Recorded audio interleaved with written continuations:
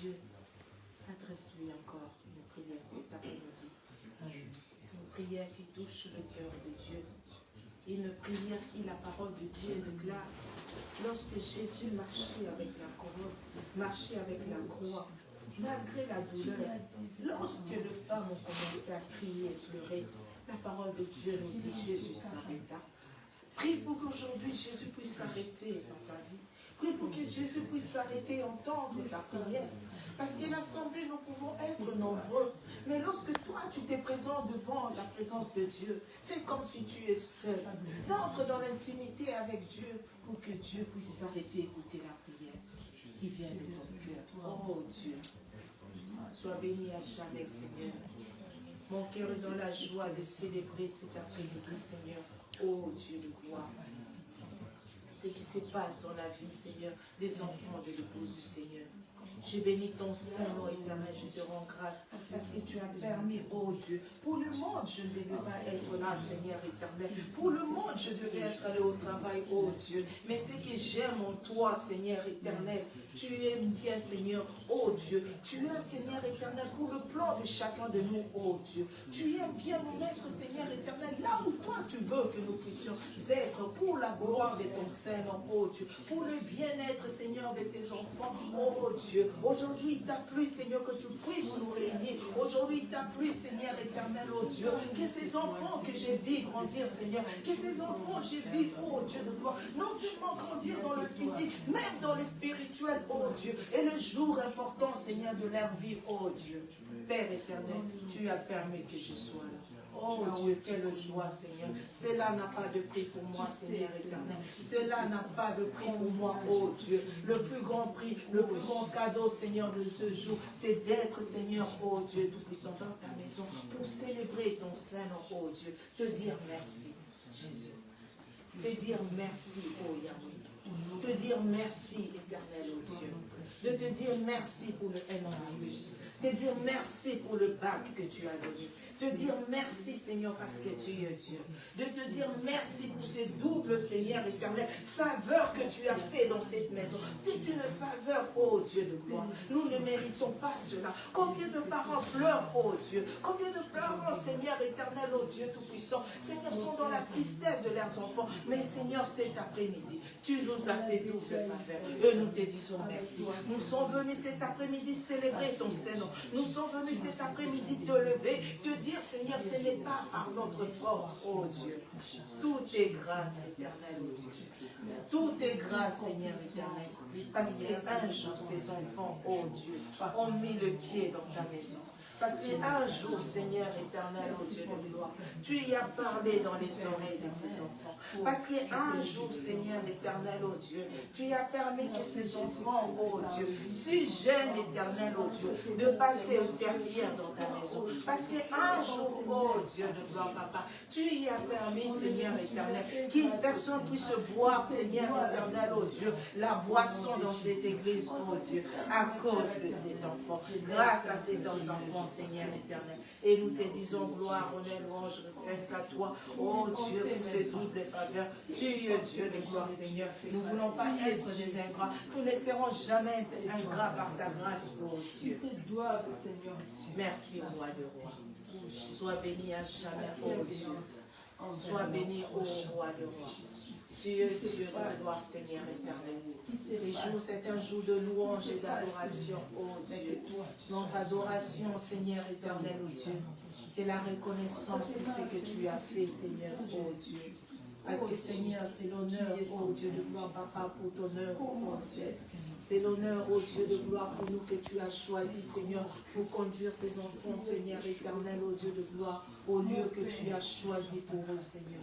Parce que tu fais toujours un choix. Tu fais toujours un choix, Seigneur. Il y a toujours une personne, un canal par lequel qui nous amène à notre destinée. Il y a toujours une personne, un canal par lequel, Seigneur, tu nous amènes à arriver là où toi tu veux que nous puissions être, oh Dieu. Dans le monde, Seigneur éternel, je pouvais faire le choix de travail, regarder le bien de ce monde éternel, oh Dieu. Mais tu m'as détourné de tout cela, Seigneur, pour que je sois dans le lieu que toi tu veux que je sois. Seigneur, je ne peux que te rendre grâce. Oh Jésus, sois élevé à jamais, Seigneur.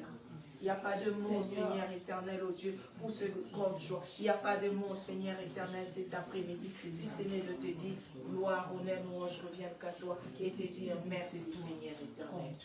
Alléluia. Merci, Jésus. Merci, roi des rois. Alléluia.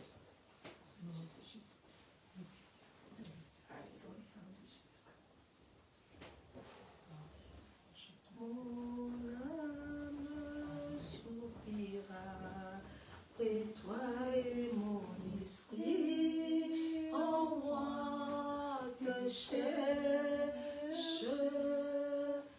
Toi seul est le désir de mon cœur et je vis pour t'adorer. Mon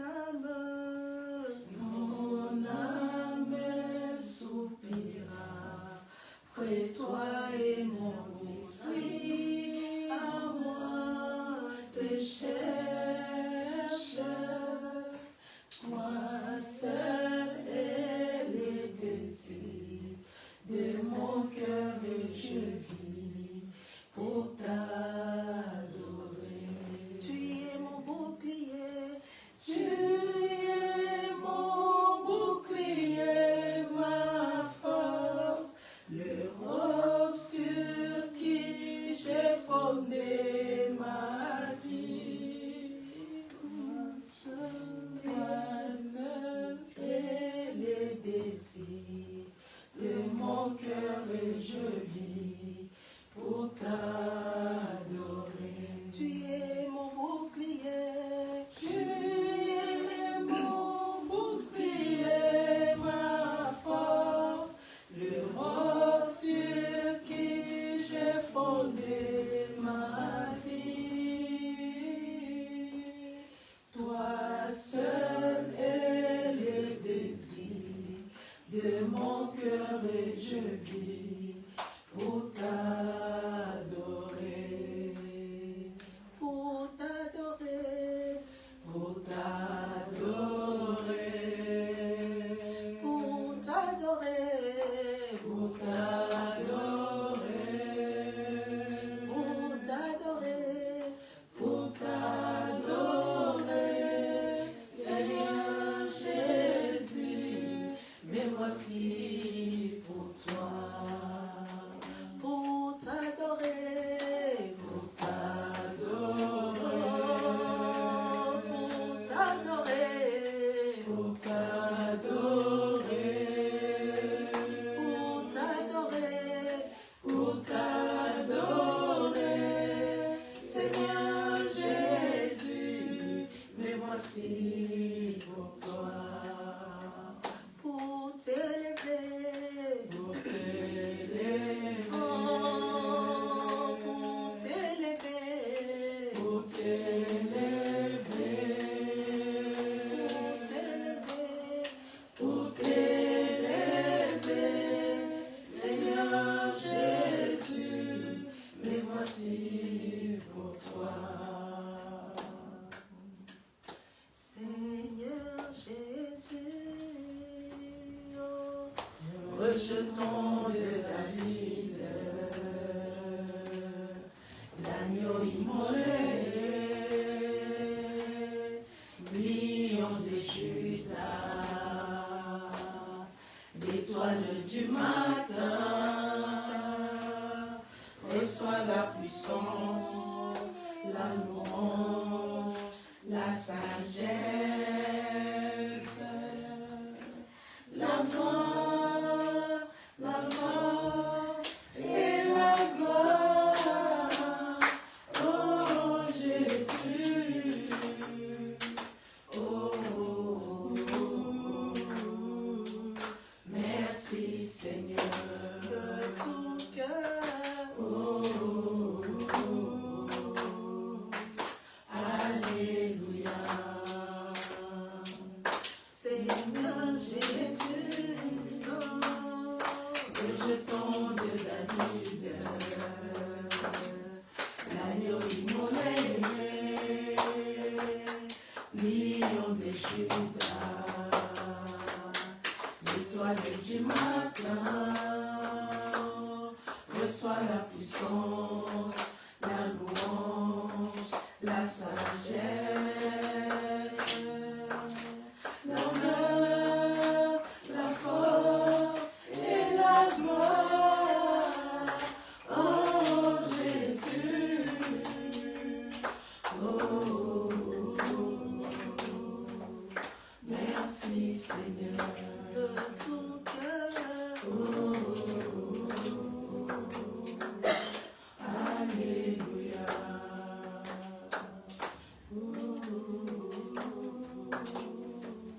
Merci Seigneur de tout cœur. Alléluia. Papa, nous sommes dans ta présence. Fais tomber ta pluie, qu'elle envahisse ma vie. Nous sommes dans ta présence. Fais tomber ta pluie, qu'elle envahisse ma vie.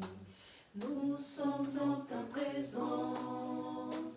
Fais tomber ta pluie, qu'elle envahisse ma vie.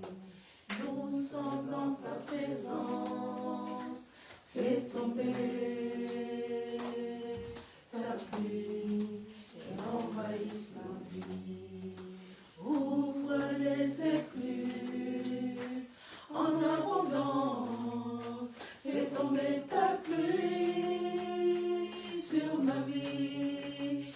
Ouvre les écluses en abondance.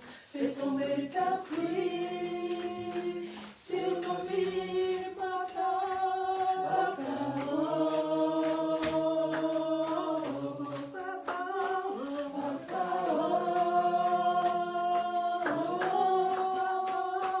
papa,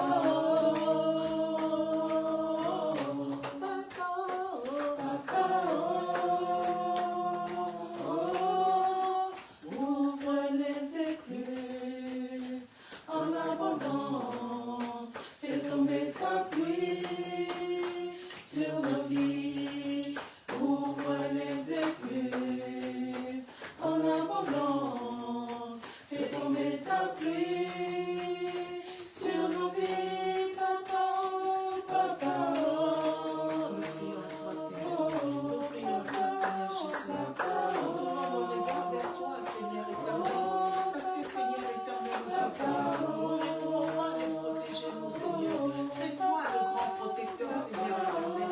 Lorsqu'ils sont dehors, il y a de nous, Seigneur éternel. Oh Dieu de gloire, les vents, Seigneur éternel. Mais cet après-midi, oh Dieu, ouvre les écluses du ciel, Seigneur éternel. Et ton nom, Seigneur, qui vient de toi, Seigneur éternel, qui peut ouvrir le ciel pour contempler la grandeur de ton nom, Seigneur Jésus. Même les paroles ne peuvent pas protéger. Si toi, tu ne protèges pas, oh Jésus, nous prions à toi, Seigneur. Nous crions à toi, Seigneur, pour ces doubles faveurs, Seigneur, que nous ne puissions pas le perdre, oh Dieu. Nous crions à toi, Seigneur éternel, oh Jésus. Nos cœurs, Seigneur, sont répandus au-devant de toi, Seigneur Jésus, parce que tu es Dieu. Nous crions à toi, Seigneur, parce que nous espérons en toi, Jésus. Nous nous appuyons à toi, oh Jésus. Que tu sois le refuge, Seigneur éternel, et cette double faveur, que tu sois le refuge, Seigneur éternel. Que, Seigneur, ces enfants soient gardés, Seigneur éternel, sur la forme de tes mains, Seigneur éternel, parce que ceux qui sont gardés sur la forme de tes mains, qui peut le ravir, oh Dieu, Seigneur, qui souffrent dans la chair, Seigneur éternel, mais que leur esprit soit fort, qui souffrent dans la chair, Seigneur, mais que leur esprit soit éveillé, Seigneur, oh Dieu, nous crions à toi, Seigneur Jésus. Ouvre les écluses en abondance, fais tomber ta pluie sur nos vies. Ouvre les écluses en abondance, fais tomber ta pluie sur nos vies. Merci Seigneur. chacun de nous prie pendant que l'homme de Dieu se prépare pour annoncer la parole de Dieu. C'est que Dieu nous a réservé cet après-midi. Élève d'avoir pris pour cette parole. Prie pour l'homme de Dieu qui va se tenir devant toi, qui va t'apporter une parole. Ce n'est que le canal par lequel je vais te parler. Aucun homme n'est mort sur la croix pour toi. Mais Dieu utilise toujours une personne pour nous parler. Une personne pour nous réconforter. Une personne pour nous relever. Une personne pour nous corriger. Alléluia. Élève ta voix. Prépare ton cœur à recevoir cette parole au nom de Jésus. Merci Seigneur. Toi le roi de Dieu Tout-Puissant. Merci Seigneur pour le nom de Dieu que tu as adressé au-devant de nous, Seigneur. Que les paroles que tu vas ressortir de lui, Seigneur, soient bonnes pour nous et d'avancer dans notre relation avec toi, Seigneur. Seigneur, nous te bénissons pour l'envoyer que tu nous as envoyé, Seigneur. Nous te bénissons, Seigneur, pour tout ce que tu veux faire. Alléluia.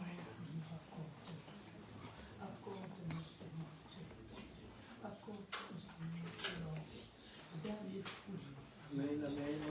Amen. Dieu, asseyons-nous quelques instants.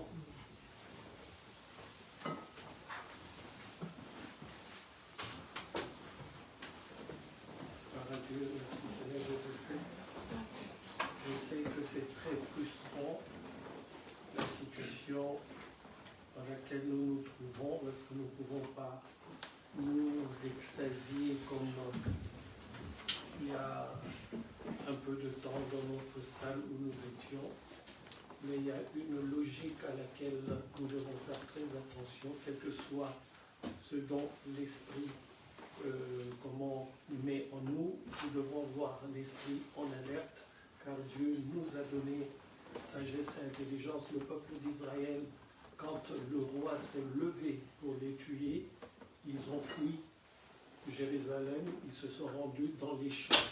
Amen. Amen. Donc c'est à nous de prendre soin de protéger cet endroit pour que, avant qu'on aille dans le dernier endroit qui, j'espère, n'est plus pour longtemps, il faut protéger celui-ci, parce que si on a des problèmes ici, on n'aura plus d'endroit pour prier. Amen. Amen. Donc prenons sur nous, bien que je sais c'est frustrant, mais prenons sur nous pour chanter tout doucement, ne pas taper les mains et faire attention, parce que nous savons que j'ai déjà été convoqué une fois, que cela ne se répète plus pour nous éviter désormais. Est-ce que je parle à quelqu'un? Deuxième chose, vraiment aujourd'hui ça m'a complètement dérangé. Le culte commence à 15h, le culte ne commence pas à 15h05, ni à 15h10, ni à 15h20. Si j'ai un conseil à donner, tous ceux qui viennent après 15h, n'appelez plus, ne sonnez plus, comment dirais-je, à la sonnette de la maison. Pourquoi? Parce que ça sonne sur le téléphone et nous avons été coupés, parce qu'il y a eu une sonnerie qui a fait tout fait disjoncter, le temps que je remette en place dans des gens qui nous suivaient déjà, peut-être qui sont passés à autre chose. Donc, si tu es en retard, puisque tu es déjà en retard, si j'ai un conseil à te donner, attends qu'une personne sorte et puis tu rentres, parce que tu es déjà en retard. Alléluia. Sonnez, puisque c'est le téléphone de la maison qui fait la retransmission, ça le fait disjoncter et ça, vraiment, ça m'emmerde beaucoup. Aujourd'hui, on a été coupé, Jérémie, mais je ne vois plus la connexion de toutes les personnes qui étaient présentes. Peut-être qu'ils se sont dit, le culte est fini et ils sont passés à autre chose. C'est dérangeant pour le culte de Dieu. Est-ce que je parle à quelqu'un? Vraiment, je vous conseille, prochainement, tu es en retard. Attends qu'une personne sorte de l'immeuble, puis tu montes, puisque tu es déjà en retard. Amen. Gloire à Dieu.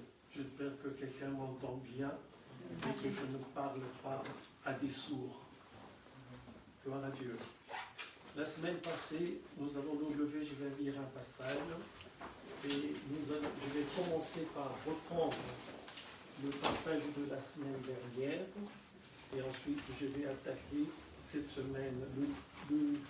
L'intitulé de mon message aujourd'hui, c'est une source de bénédiction.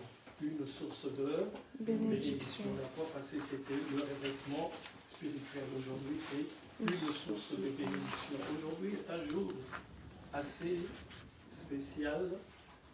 Jérémie est venu à l'église, il avait quel âge? Je demande à maman Mimi. Tu ne te rappelles plus, hein?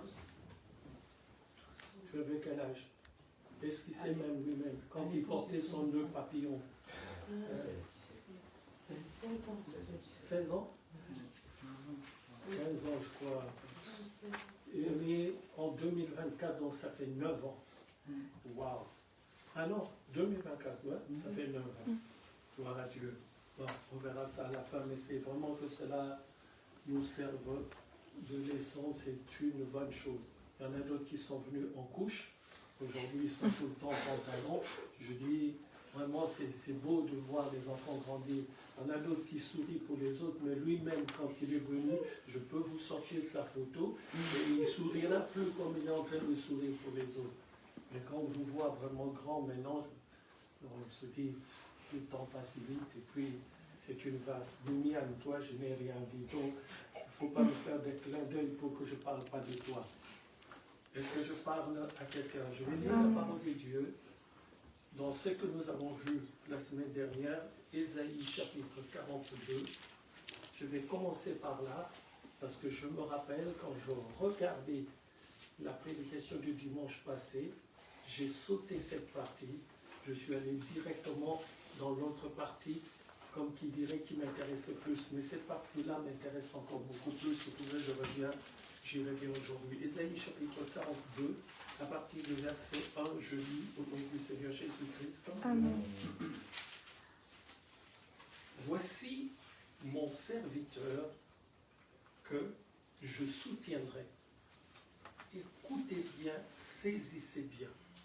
Il dit mon serviteur, il n'a pas dit mes serviteurs. Mon serviteur que je soutiendrai. Mon élu en qui mon âme prend plaisir.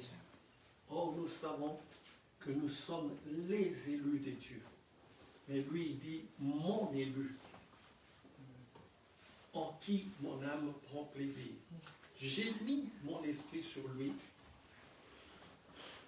Attention, il n'a pas dit j'ai mis son esprit, mon esprit en lui. Quand nous recevons le Seigneur Jésus-Christ, le Saint-Esprit vient habiter en nous. Et là, il est en train de dire j'ai mis mon esprit sur lui.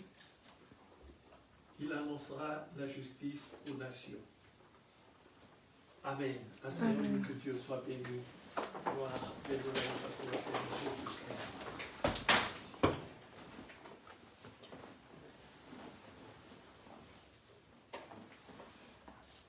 Je commence par là, pour que nous comprenions bien ce que Dieu veut nous faire comprendre dans ce qui suivra après.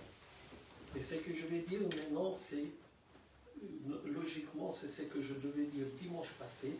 J'ai ausculté ce point, je suis allé au deuxième point, mais aujourd'hui j'y reviens parce que Dieu m'a tiré les oreilles. Dieu dit ceci, voici mon serviteur que je soutiendrai.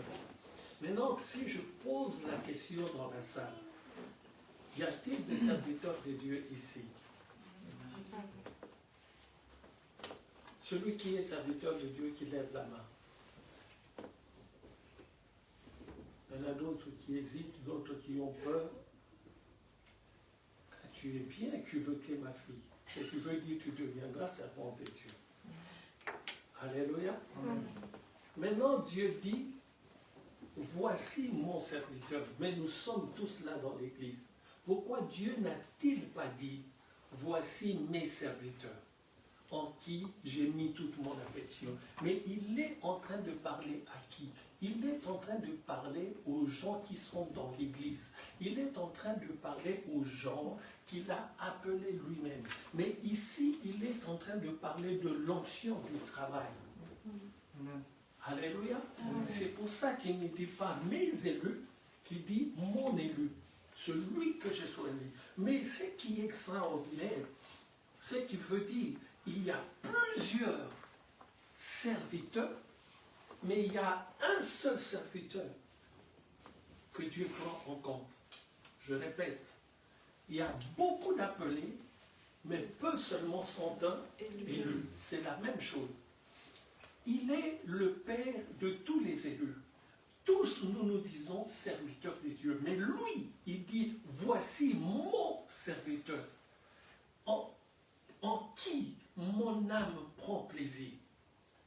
Nous avons déjà vu ici que l'âme, c'est, comment dirais-je, l'association de l'âme. Souvenez-vous, quand j'ai parlé aussi du revêtement, je crois, quand j'ai parlé de faites attention quand vous vous associez,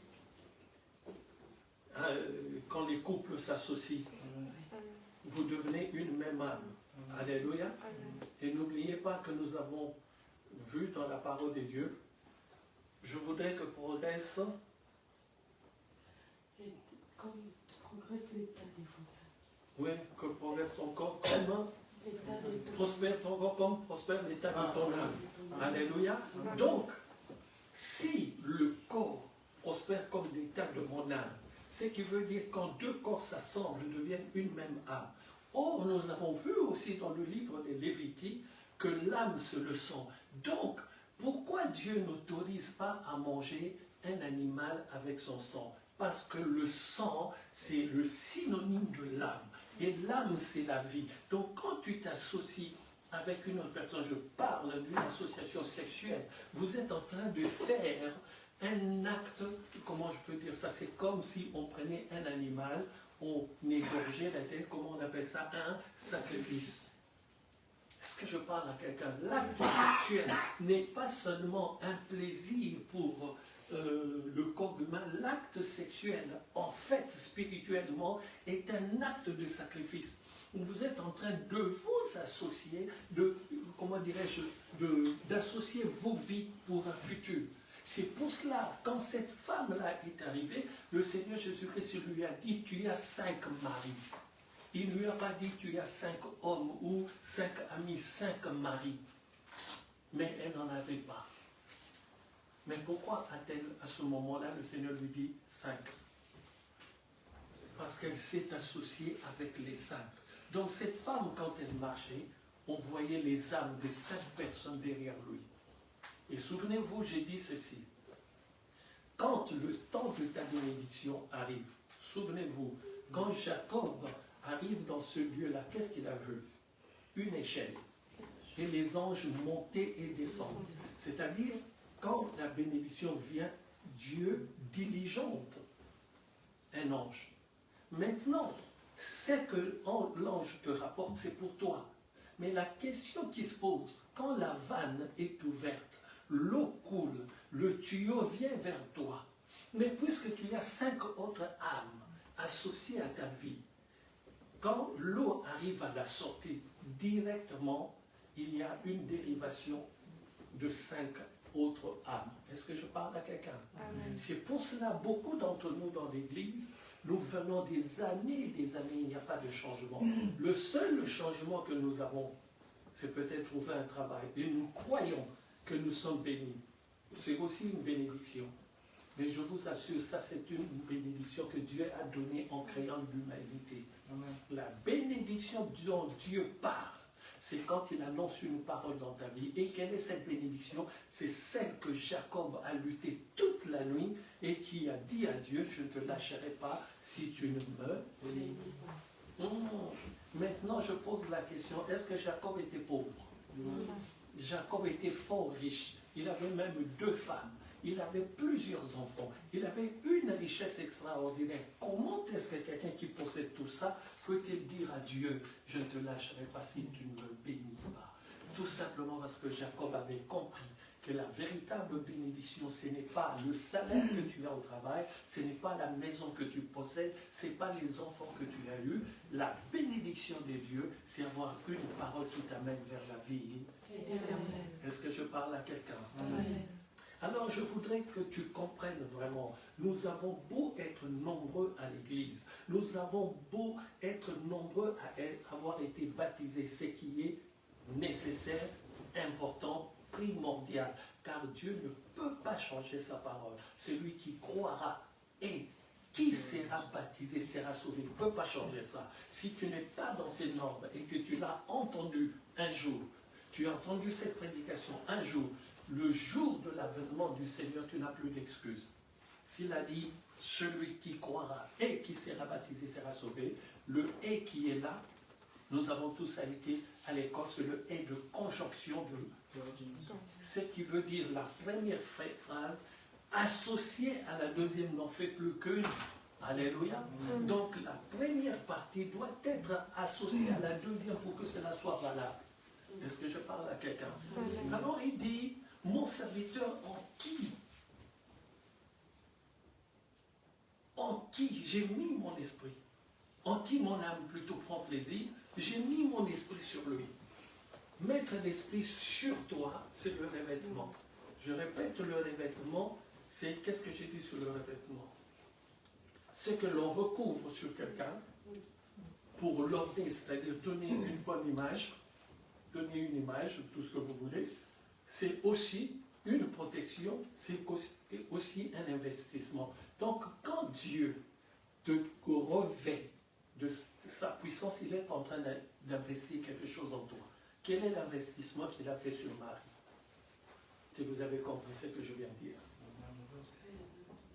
L'investissement, c'est quoi?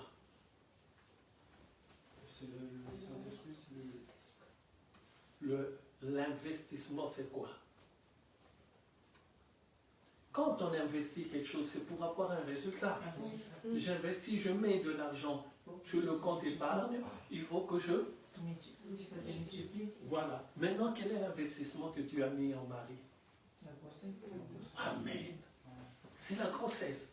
Donc, quand Dieu vient te couvrir, tu dois accoucher, même si tu es un homme. Tu vas accoucher quoi? Tu vas accoucher le don de Dieu. Toute personne sur cette terre doit accoucher du Seigneur à cause du revêtement. Si tu n'accouches pas, si depuis que tu viens à l'église, il n'y a jamais eu de grossesse, il n'y a jamais eu d'accouchement, pose-toi la question, qu'est-ce qu'on t'a enseigné et qu'est-ce que tu entends? Je dois accoucher des bonnes œuvres. Je dois accoucher de ce qui est de Dieu. C'est pour cela, Dieu dit, on les reconnaîtra par leur fruit. C'est-à-dire, il faut que tu accouches. Quand l'arbre, le manguier produit des mangues, c'est que le manguier a accouché des mangues. Alléluia. Je ne parle pas de l'accouchement que tu sois grosse et puis qu'on cherche comment est-ce que tu vas accoucher. Je suis en train de te parler spirituellement. Un enfant de Dieu revêtu de la puissance de Dieu et qui ne fait pas d'accouchement, qui n'a pas d'enfant, qui n'a pas de fruit, pose-toi la question où te situes-tu devant Dieu? Tu peux te situer parmi ceux-là. Le reste, car Dieu dit, mon serviteur en qui? Ah, mais on est des millions et des millions. Mais voici mon serviteur. Et quand j'enseigne la parole de Dieu, j'enseigne dans la maison de Dieu. Donc je comprends dans mon esprit, Dieu est en train de parler à l'église, l'épouse du Seigneur, moi y compris. Et quand Dieu dit ça, il est en train de poser la question, qui est celui-là en qui je prends plaisir? Qui est celui qui peut se targuer cet après-midi, ce soir, de dire, c'est moi dont Dieu parle? Qui est celui-là qui peut dire, le Seigneur est en train de s'adresser à moi? Mais si tu ne le dis pas, il y a un danger pour toi. Il faut que tu le dises. Mais ne le dis pas par orgueil.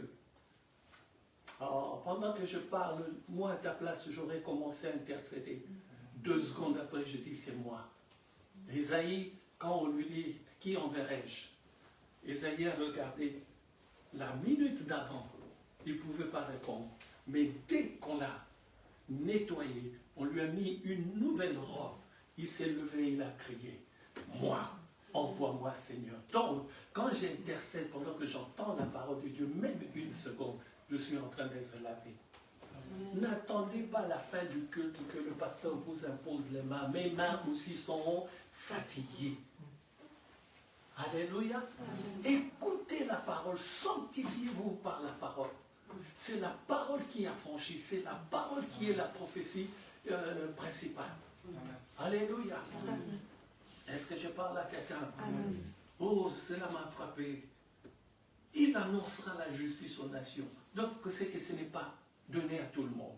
Oh, tout le monde prêche sur Internet. Mais Dieu dit, il annoncera la justice aux nations. Quelle nation? Le monde entier. Mais celui qui annoncera dans le monde entier n'est pas celui que vous croyez, c'est celui que moi j'ai choisi. Et il dit mon serviteur, il ne dit pas tous ceux qui se targuent d'être hommes de Dieu, tous ceux qui portent le col de pasteur, le col pastoral. Est-ce que je parle à quelqu'un? Seulement celui-là en qui il a mis sa confiance, en qui son âme prend plaisir, c'est-à-dire une personne qui fait plaisir à Dieu. Samuel, pourquoi tu ne me demandes pas comment faire plaisir à Dieu? Simple comme bonjour. Tu fais ce qu'il dit dans sa parole. Amen. J'ai toujours dit, aujourd'hui maman Maggie l'a répété même 10 000 fois, aujourd'hui on est en train de regarder un homme de Dieu à la télé. Si tu ne souffres pas dans ton corps, personne ne peut me convaincre du contraire. J'ai la conviction par le Saint-Esprit. Il faut que ton corps souffre. Le corps dont je parle, je ne dis pas que tu sois malade, que tu aies des bibons. Non, il faut que... comment je peux dire ça? C'est-à-dire, il y a l'envie. Et tu dis, comment dirais-je, est-ce que ce que je fais, c'est bien ou mal? Il y a un combat en toi. Mais puisqu'il y a un combat, il faut que tu saches une chose. C'est que ce que tu fais n'est pas bien. Si c'est bien, tu dois être en paix. Mais dès qu'il y a un soupçon de négativité, c'est que ce que tu fais, laisse tomber. Ça, je parle aux enfants de Dieu. Amen. Je ne parle pas, comme j'ai dit vendredi, à qui? Je ne parle pas aux païens. Je ne parle pas aux chrétiens charnels. Mais je suis en train de parler aux élus. Je vois que vous, vendredi, ce n'était pas loin, c'est pour ça que vous vous rappelez. Je reviendrai dimanche prochain, je reposerai la question, je verrai si quelqu'un va se rappeler. Mais bien, tu as oublié? Il y a les païens dans l'église, il y a les chrétiens charnels et il y a les élus. Mais maintenant, parmi les élus, Dieu dit, mon serviteur. Les autres aussi disent, Seigneur, je fais des campagnes, Seigneur, je fais ceci. Mais le Seigneur dit, mon serviteur, en qui j'ai mis toute ma confiance. Est-ce que je parle à quelqu'un? Amen. Je vais dire une chose et je reviens rapidement. 25, c'est quoi? Si quelqu'un suit bien mes enseignements et comprenne ce que je dis, comment Dieu m'inspire dans les chiffres. 25, c'est quoi? C'est 2 plus 5. Bien, ma fille. Tu vas avoir ton bac, tu vas être majeur, et moi je suis content parce que tu as suivi le cursus spirituel tranquillement. Toi, tu avais quel âge?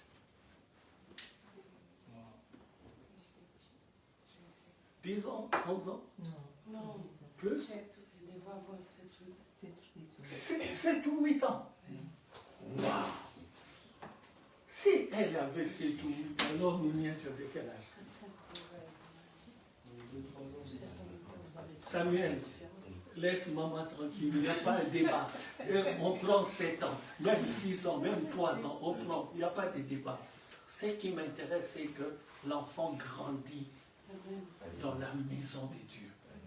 Alléluia. Et l'enfant devient majeur dans la maison de Dieu. Ah, vous ne savez pas quelle grâce. Oh, quelle grâce. Et pour nous, c'est une joie immense. Surtout quand je pose une question, elle répond. Quand elle passe, elle est ici devant, j'ai des frissons derrière. Parce que j'ai venu avec sa petite jupette. Et aujourd'hui, elle se tient là, je l'appelle Miss des Miss. Est-ce que je parle à quelqu'un? Alors 25 ans, c'est 2 plus 5. 2 plus 5 est égal 7. Et 7, c'est le chiffre absolu de Dieu. Le chiffre de quoi? L'accomplissement, le chiffre de quoi encore? Du repos. Du repos. Et c'est le chiffre du succès. Mais ce 7-là, Le danger du 7, c'est que tu ne le comprennes pas. Parce qu'il y a après le 7, ça n'a jamais fait, quelqu'un fait attention à ça. Il s'est reposé au 7e jour, mais il y a eu un 8e jour. Le 8e jour, c'est le début de ta vie. Je vais te choquer aujourd'hui. À partir d'aujourd'hui, il faut que tu saches, tu as eu 25 ans quand? Le 19 jours. C'était quand? Mercredi. Mercredi, oui.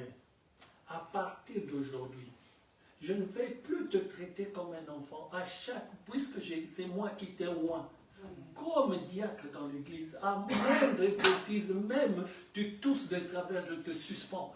Pourquoi? Parce que tu es maintenant un adulte. Dans le monde, non, logiquement, 18 ans, tu es déjà adulte, oui.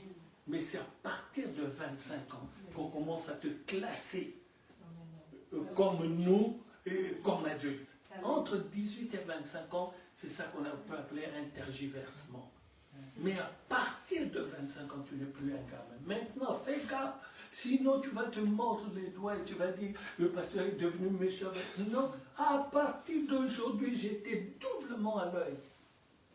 Ne vous étonnez pas quand il arrive qu'il n'a pas, il est suspendu. C'est logique, non?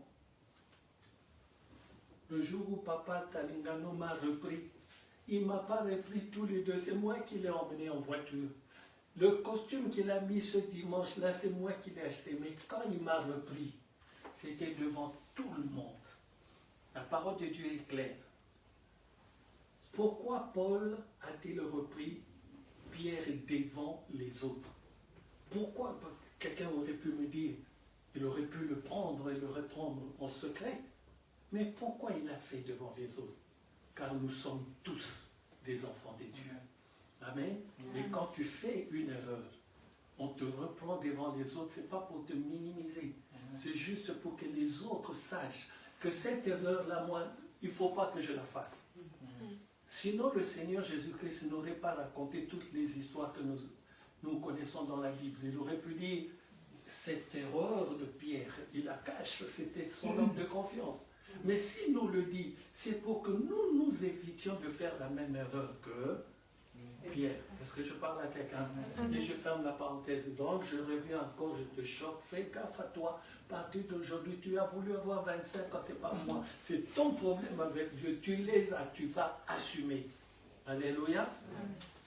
Et si je vois le comportement ne change pas positivement dans les 25 ans, je dis il y a quelque chose de dangereux. Donc, à 25 ans, on n'est plus un enfant. À 25 ans, on ne peut plus faire les erreurs qu'on a fait à 24 ans. À 25 ans, on devient plus sérieux, on devient plus responsable, on devient plus mature. À 25 ans, on doit se comporter d'une manière qu'on ne s'est jamais comporté. À 25 ans, on a beaucoup plus de responsabilités. À 25 ans, on regarde le monde d'une autre manière. Est-ce que je parle à quelqu'un? Je peux te dire quelque chose. Nous qui sommes venus en Europe, avant nos 25 ans, je ne sais pas, il avait 22 ans, non, avec quel âge? Maman, mais tu dois le savoir en esprit. J'avais quel âge? 22 ans, je crois. 83, j'avais quel âge? 21 ans. J'avais 21 ans. Venir en Europe pour 21 ans, un pays que tu ne connais pas, tu dois chercher une maison, tu dois aller t'inscrire à l'université, tu dois manger, tu dois vivre, tu dois chercher des papiers, comme on appelle ça. Je te dis, c'est la mer à boire. Alléluia. Amen. Donc déjà à 21 ans, tu deviens vraiment majeur dans ta tête. Et à 25 ans, tu deviens inébranlable. Quand tu parles, personne ne te comprend plus. Mais comment est-ce qu'il a mûri comme ça? Alléluia. Amen. Je ferme la parenthèse. Je rentre maintenant dans le vif de mon sujet. Vous avez bien compris? Nous sommes tous à l'église, mais Dieu dit, mon serviteur en qui j'ai mis toute mon affection. Moi, si j'étais à ta place, c'est comme ça que moi je fonctionne. Quand j'entends un message, que Dieu fait une différence, moi je passe mon temps assis en écoutant l'orateur, je commence à prier pour ma vie. Je veux être celui-là que Dieu dit, mon serviteur en qui j'ai mis toute ma confiance. Mais je ne veux pas, je ne pourrais pas l'être parce que je le dis.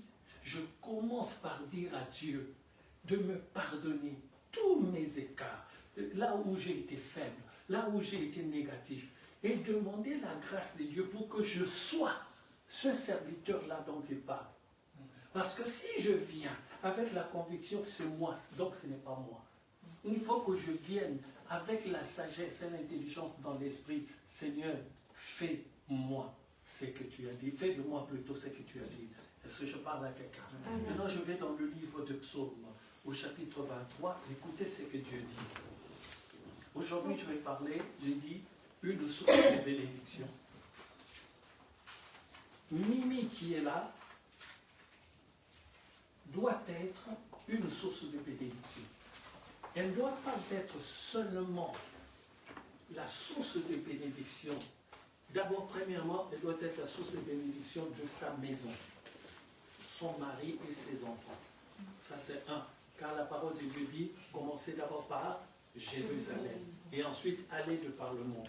Donc, elle est une source de bénédiction dans sa maison. Elle est la source de bénédiction dans son quartier, même si elle ne connaît pas le voisin en face. Mais à cause de sa présence, le voisin est protégé. Est-ce que je parle à quelqu'un? Même si ce voisin est un voleur, à cause de sa présence, Dieu laisse vivre encore ce voleur jusqu'à ce qu'il change. Est-ce que je parle à quelqu'un? Et bon, je commence parce qu'elle est chez elle. Mais après la maison, la première des choses, c'est l'église. Amen. Si tu n'es pas source de bénédiction chez toi, et encore moins pour l'église, j'écoutais un homme de Dieu aujourd'hui reprendre certaines personnes. J'ai bien aimé ce qu'il a dit. Je ne rentre pas dans sa prédication, mais j'ai bien aimé. Il a dit ceci. Il y a beaucoup de personnes qui prennent leur dîme et qui le divisent par deux. Ils disent 50% je veux donner à ceux qui attendent dans les métros, tout ça, les pauvres, on va dire comme ça. Mais est-ce que ce qui fait est mauvais? Oui. Oui. Pourquoi oui?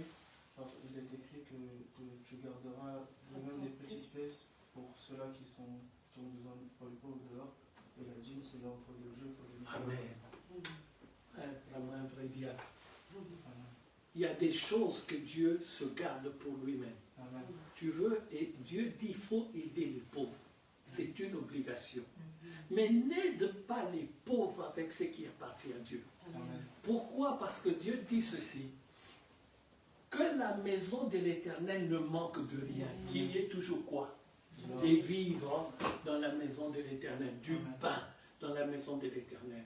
Une maison de l'Éternel qui n'a pas de quoi offrir même un transport pour un de ses enfants, cela pose un problème. Est-ce que je parle à quelqu'un? On peut manquer, mais si un enfant a un problème, Jesus. Est-ce que je parle à quelqu'un? Amen.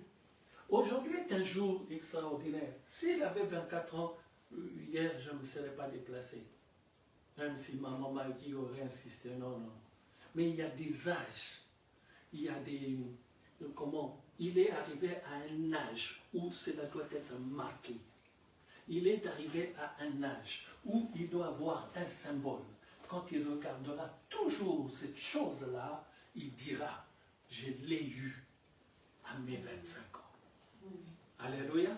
C'est pour cela, par exemple, moi, pour mes enfants, j'avais, comment dirais-je, un principe. Bon, maintenant ils sont vieux. J'avais un principe. Le premier principe, c'était 13 ans. 13 ans, je te fais une grande fête. Donc, je loue un restaurant, tu appelles qui tu veux, et j'ai fait pour tous les 3 garçons. 13 ans. Et ensuite, à 18 ans, je t'offre quelque chose que tu garderas toujours. Bon, le dernier vient me dire, il a perdu, bois, je ne sais pas si c'est la faute de règle. Mais je t'offre quelque chose de luxueux. Pourquoi? Quand tu seras là, tu regardes ta montre. Ah, tu dis, papa me l'a offert pour mes 18 ans. Est-ce que je parle à quelqu'un? Il y a des dates, il y a des années où l'on marque par une pierre blanche. Il y a d'autres années, tu vois seulement ton frontal, tais-toi. Mais il y a d'autres années, il faut qu'on marque la chose. Et cette année-là doit être aussi une année qui correspond à la parole de Dieu. Et quand vous faites ce geste, vous le faites pour que Dieu se souvienne de cette date dans la vie de cet enfant. Oh Jésus, je vais où là? Je vais où là? Je reviens. Alléluia. Je disais donc, sinon je ne me serais pas déplacé. Donc, on a passé toute l'après-midi à chercher un symbole et on l'a trouvé. Alléluia. Il faut que tu remercies ta maman Maggie. Hein? C'est elle l'artisan de tout ça. Moi, je n'étais que le chauffeur. Alléluia. Mais on a été loin pour chercher le symbole. Et je pense que je regardais, je dis, si ce n'était pas au 25e anniversaire, j'allais le prendre moi-même. Parce que c'est tellement beau. Amen. Quand tu le mettras, souviens-toi, c'est pour tes 25 ans. Je dis bien, l'artisan de tout ça, c'est maman. Hein? Bon, moi, je prends seulement acte parce que je suis le pasteur. Et il est mon épouse. Donc, si j'avais dit non, ça n'allait pas se faire. Voilà, moi, mon intervention, c'est seulement l'autorité du mari. Mais vraiment, c'est elle, l'artisan. Et je regarde ça encore, je dis, waouh. Mais bon, fais attention que je te suspends. Si je te suspends, je me reprends un peu pendant ta période de suspension. Je peux te suspendre juste pour le reprendre. Est-ce que tout le monde est là? Ça, c'est pour nous faire sourire avant que je ne rentre dans le vif de mon sujet. Alléluia. Psaume chapitre 23. Écoutez bien, je vous assure, vous comprendrez une source de bénédiction. Ma cousine, comment tu t'appelles? Non, laisse-le. Non, il ne faut pas le déranger, laisse-le dormir. Tu t'appelles comment? Alexandra? Allégria. Pourquoi je ne retiens pas ça? Parce que tu ne viens pas me voir souvent. Il faut venir souvent. Même, tu vois, un mois on ne s'est pas vu, tu dis, comme il y a culte dimanche, samedi, je vais aller dormir chez le pasteur. Comme ça, dimanche, je ne raterai pas le culte. Et moi, je te vois samedi, je te vois dimanche, je retiens le nom. Mais je te vois rarement. Maintenant, au moins, tu viens tout le temps à l'église. Bon, j'espère que ça va continuer. Alléluia. Écoutez bien ce que Dieu dit. Psaume chapitre 23, à partir du verset 5. Amen. Tu dresses devant moi une table. En face de qui? C'est que, à qui nous dit Dieu à Zanko?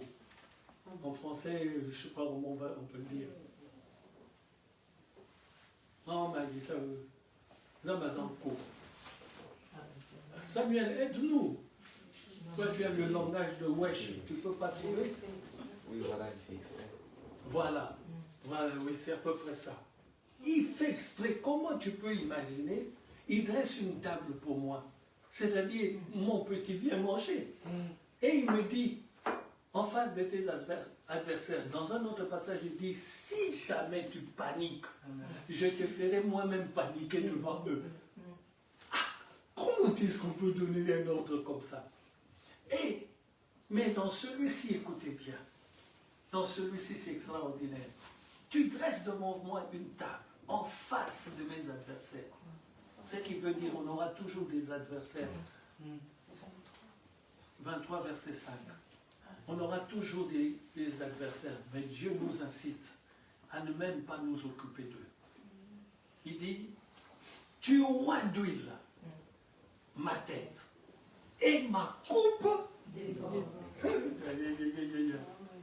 Au verset 6, il dit, oui, le bonheur et la grâce m'accompagneront tous les jours de ma vie et j'habiterai dans la maison de l'Éternel jusqu'à la fin de mes jours. Donc, pour que le bonheur et la grâce m'accompagnent, il faut que je sois oint.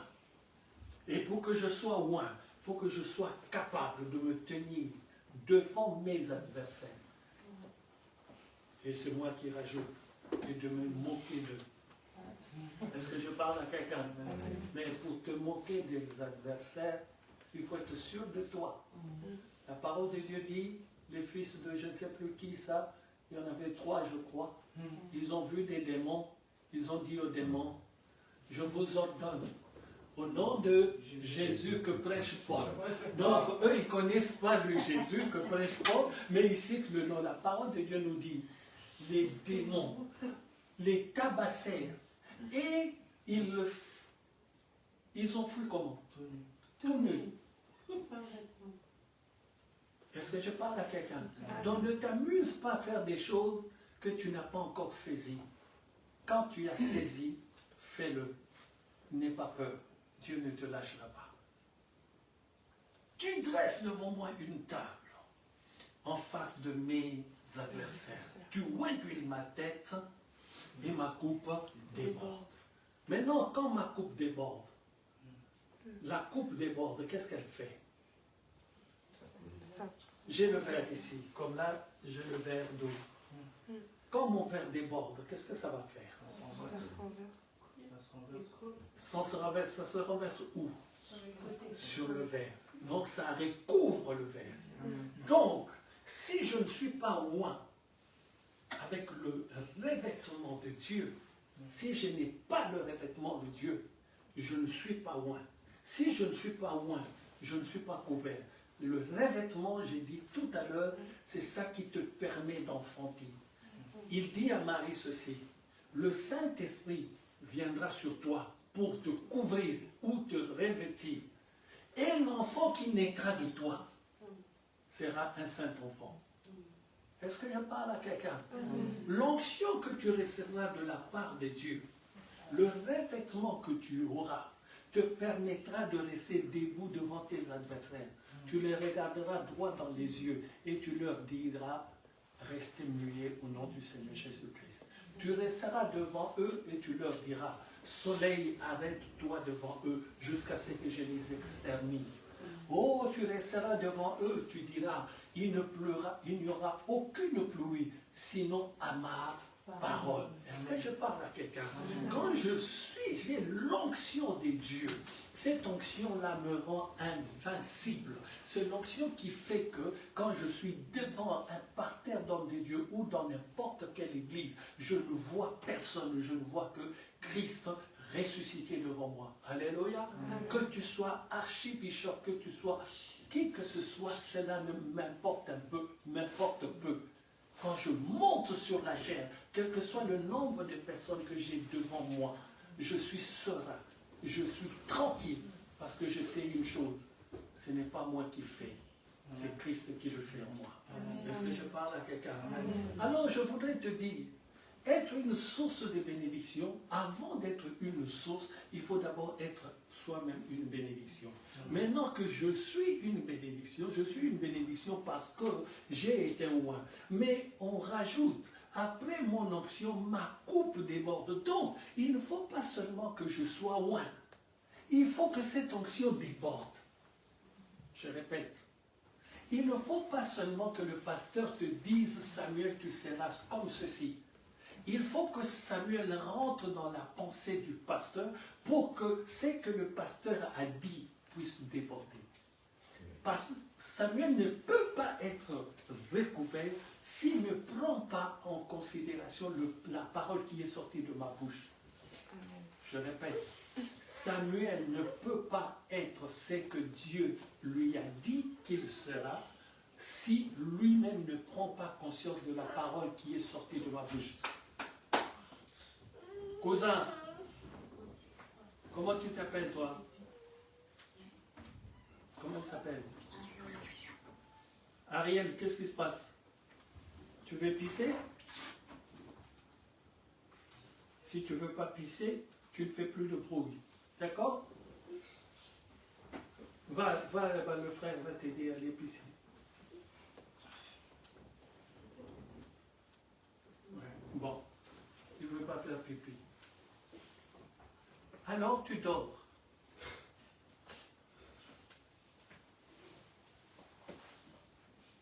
Si tout déborde en moi, dans ma vie, c'est à ce moment que je deviens une source de bénédiction. Acte chapitre 19.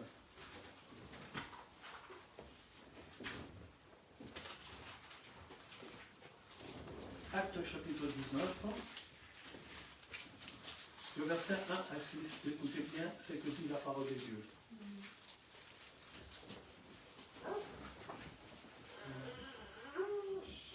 Oh, on se calme.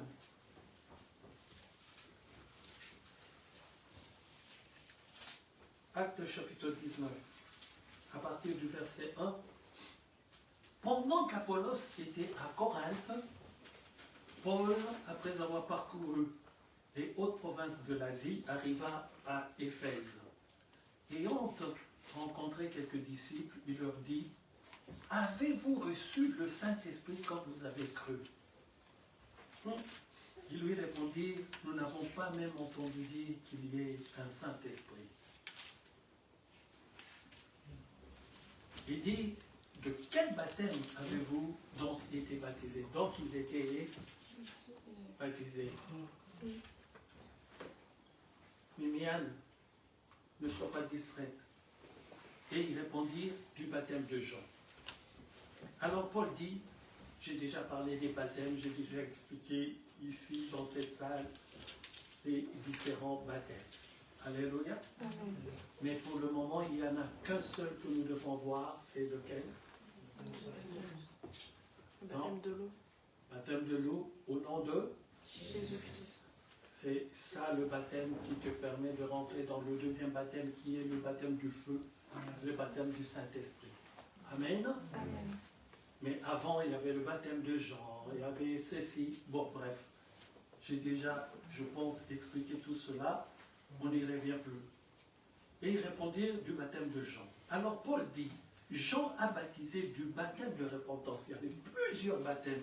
Et ce baptême-là, c'était le baptême de repentance. Disons au peuple de croire en celui qui venait après lui, c'est-à-dire en Jésus. Sur ces paroles, eux qui avaient déjà été baptisés en Jean, par Jean, ils sont encore baptisés. Ce qui veut dire, la première chose que tu as faite spirituellement, c'était bien. Mais spirituellement, pour rentrer dans la vie éternelle, ce n'est pas ça. Alors, ça je réponds au travers de ce que nous sommes en direct. Toi qui crois parce que tu avais déjà été baptisé, surtout chez nos amis d'en face, les catholiques, que c'est fini. Non, non, non. Ne pense pas que c'est fini.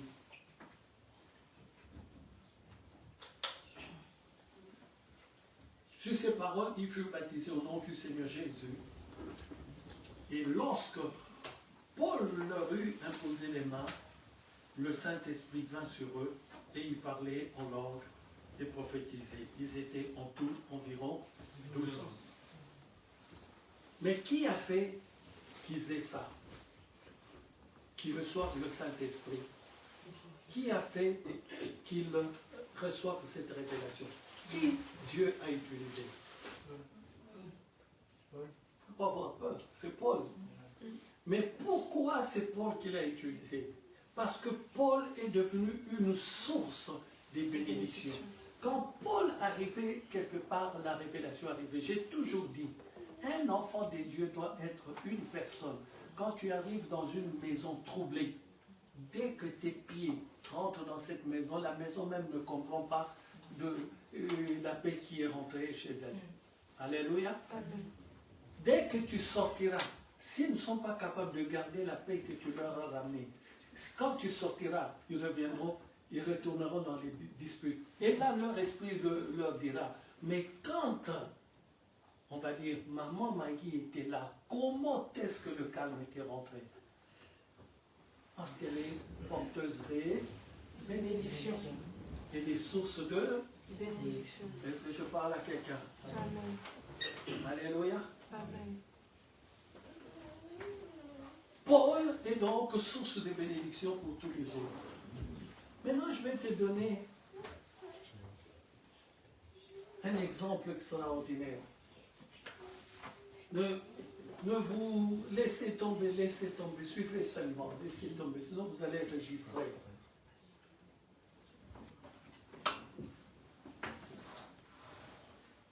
Bon, on va attendre que tu finisses, comme ça ne distrait pas les gens. Plie cette chaise-là, comme ça la porte va s'ouvrir tranquillement.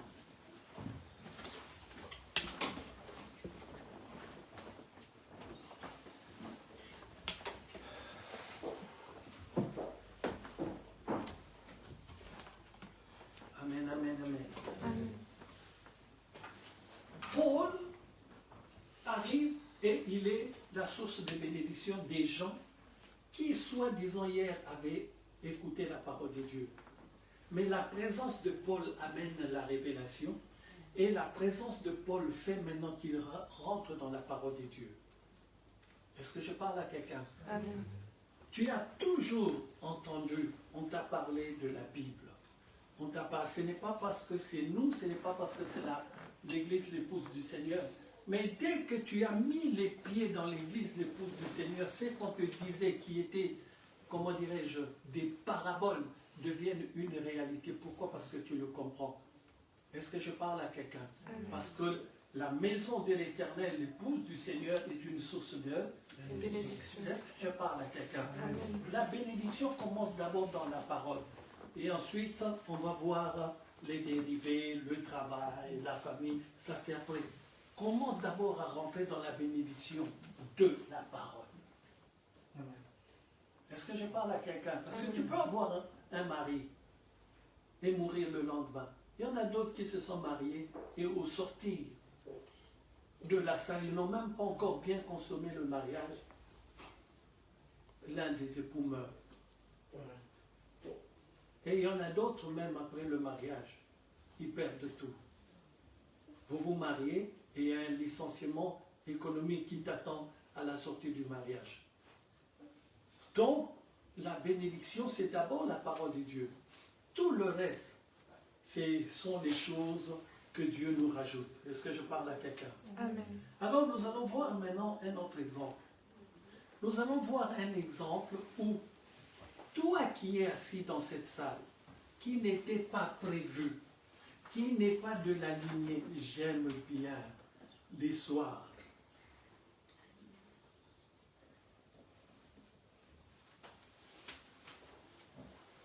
J'aime bien l'histoire de Saül. C'est une histoire extraordinaire. Un Samuel. Pas le petit Samuel, mais qui? Oui, mais qui? Voilà, son grand frère. Lui-même, il a oublié. Si je dis son aïeul, non, c'est trop loin. Son grand frère. Tout est question de foi, le petit. Tout est question de foi. 1 Samuel chapitre 10. Écoutez bien ce que dit la parole de Dieu. À partir du verset 1. Dieu dit ceci. Samuel, le prophète, prit une fiole d'huile qu'il répandit sur la tête de Saül. Il le baisa et dit, l'Éternel ne t'a-t-il pas moins pour que tu sois le chef de ton héritage. Aujourd'hui, après m'avoir quitté, tu trouveras 2 hommes près du sépulcre de Rachel. Suivez bien l'histoire, hein, sur la frontière de Benjamin, à Tel-Tsak. À Tel-Tsak, waouh. Ils te diront, les ânesses que tu es allé chercher sont retrouvées. Et voici ton père ne pense plus aux ânesses, mais il est en peine de vous. Il dit, que dois-je faire au sujet de mon fils? De là, tu iras plus loin et tu arriveras aux chênes de Tabor, où tu seras rencontré par 3 hommes montant vers Dieu à Bethel, et portant l'un 3 chevreaux, l'autre 2 pains. Ben ça, je vous donne seulement un devoir à domicile. Je pense qu'un jour, j'ai expliqué cela brièvement et rapidement. Maintenant, si je dis, allez, interrogation, à remettre la copie le week-end prochain. Bon, je vous dis interrogation. Donc, je verrai quel que soit l'état de santé que tu auras la semaine prochaine, celui qui ne viendra pas au culte, la semaine prochaine sera assimilé à la fuite. Chacun me remettra une. Ah, vraiment. Moi, je vous laisse. Laissez tomber. Celui qui veut, fait. Celui qui ne veut pas, dit, pasteur, je n'ai pas eu le temps. Il y avait tellement de clients à la presse et je n'ai pas eu le temps d'écrire. Amen. Et d'autres diront, ton examen est fini? Ouais, c'est bon, c'est fini. C'est fini? Donc il n'y aura plus d'excuses. Ouais, voilà. Il y en a d'autres qui diront, après le travail, j'ai tellement tressé des cheveux. Le bac a déjà commencé? C'est fini. C'est juste quand? Vendredi. Ce vendredi? Yes. Ça va là-bas, mon petit. Amuse-toi, sois zen, tranquille, pas de pression. Tu sais, il y a un danger, c'est la pression, c'est tout. Quand tu arrives, que tu paniques. Tu sais, moi, j'ai décidé d'avoir le bac. J'ai décidé, parce que j'étais, c'est pas parce que c'est moi, j'aimais beaucoup l'école, j'étais bon, mais j'étais un turbulent pas possible. Mais la dernière année, quand j'ai vu qu'il ne restait que quelques jours pour le bac, j'ai fait ce qu'on peut appeler l'extraordinaire. Je sortais des cours, j'allais le soir passer du temps qu'on m'explique. Et ensuite, je rentrais chez moi, je restais tranquille et à minuit, je me levais, je travaillais toute la nuit parce que je n'étais pas fort en anglais, pas fort en mathématiques, quoi encore. Tout ce qui est matière de calcul, ce n'était pas mon truc. Et l'anglais. Au bac, j'ai eu la meilleure note en anglais. J'ai travaillé 5 ans. J'ai travaillé sur 5 ans. J'ai regardé pendant 5 années les examens que les autres ont fait pendant 5 ans. J'ai étudié, j'ai maîtrisé. Et tu sais quoi? Le texte qui est revenu, c'était parmi ce que j'avais étudié. Vous savez, hein? Je suis sorti de là, on va dire, celui-là, il est né à New York. S'il savait que moi et l'anglais, c'était 2 mondes. Bon, bref, je ferme la parenthèse. Donc, n'aie pas peur, sois zen. Alléluia. Amen. Alors, je vais te parler de Saül le Benjamite. On était où? L'Esprit de l'Éternel te saisira, tu prophétiseras avec eux et tu seras changé en un autre homme.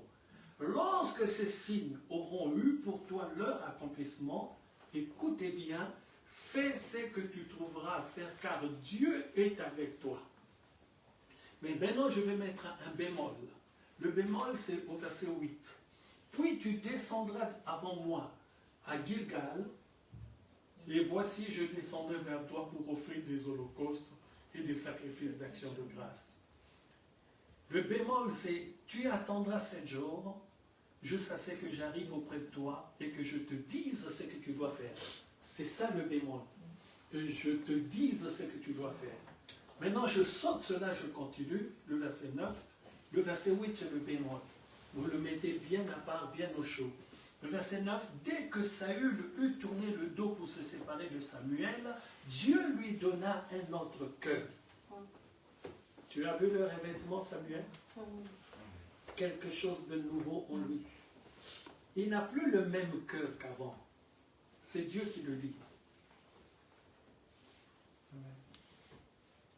Eut tourné le dos pour se séparer de Samuel, Dieu lui donna un autre cœur, et tous ces signes s'accomplirent le même jour. Lorsqu'ils arrivèrent à Gibéa, voici une troupe de prophètes vint à sa rencontre. L'Esprit de Dieu le saisit et il prophétisa au milieu d'eux. L'Esprit de Dieu le saisit. Mais avant que l'Esprit de Dieu le saisisse, Dieu lui a donné un nouveau cœur. Pour que Dieu se saisisse pour toi, il faut que d'abord tu sois revêtu. Dieu, en lui donnant un nouveau cœur, c'est un nouveau revêtement qu'il a donné. Et quand il te donne un nouveau revêtement, il y a l'accouchement. Et la naissance s'appelle Saül a prophétisé. Maintenant, les gens sont étonnés de cela. Tous ceux qui l'avaient connu auparavant virent qu'il prophétisait avec les prophètes. Et l'on se disait l'un à l'autre dans le peuple, qu'est-il arrivé au fils de Kis? Je voudrais vraiment, c'est ma prière aujourd'hui, que les gens soient étonnés de ta vie, que les gens disent, comment est-ce que c'est Johanna qui prophétise? Est-ce que Johanna est-il aussi parmi les prophètes? Quelqu'un de Gibéa répondit, et qui est leur père? On commence même à te demander, Monsieur de Blaise, c'est qui? Il habite où ce Monsieur de Blaise? On ne le voit pas dans Paris et sa banlieue. Il habite où? À Nantes. À Nantes. C'est un Nantais. Et puis, qu'est-ce qu'il a à venir faire? Je ne sais pas. C'est des trucs des Parisiens. Qu'est-ce qu'il vient faire là-dedans? Donc les gens vont être étonnés. Les gens voudront même savoir l'origine de ton père. Pourquoi? Parce que tu as été changé. Parce que tu n'es plus la même personne qu'il connaissait hier. Parce qu'aujourd'hui, Johanna a un nouveau cœur. Et le nouveau cœur, c'est ça qu'on appelle le revêtement. Et quand tu as le revêtement, tu dois accoucher. Et l'accouchement, c'est la prophétie du roi Saül. Et tout le monde est dans l'étonnement. Oh là là là là. Amen. Est-ce que quelqu'un est avec moi? Amen. Est-ce que quelqu'un est avec moi? Amen. Et qui est leur père? De là, le proverbe, Saül est-il aussi parmi les prophètes? De là, le proverbe, est-ce que Miniam fait partie aussi des prophètes? Maintenant, on cherche. Son père s'appelle comment? Samuel. On cherche dans... Non, Sami, hein? Pas Samuel, Sami. On cherche maintenant dans son analogie. Est-ce qu'il c'est un fils des Lévites? Non. Mais le Saül dont je parle ici, c'est un benjamite. Cherchez dans la parole de Dieu où c'est écrit qu'un benjamite doit devenir roi. Il n'est pas de la famille royale. Il n'est pas de la lignée. Il n'a pas la fonction d'hériter d'une onction.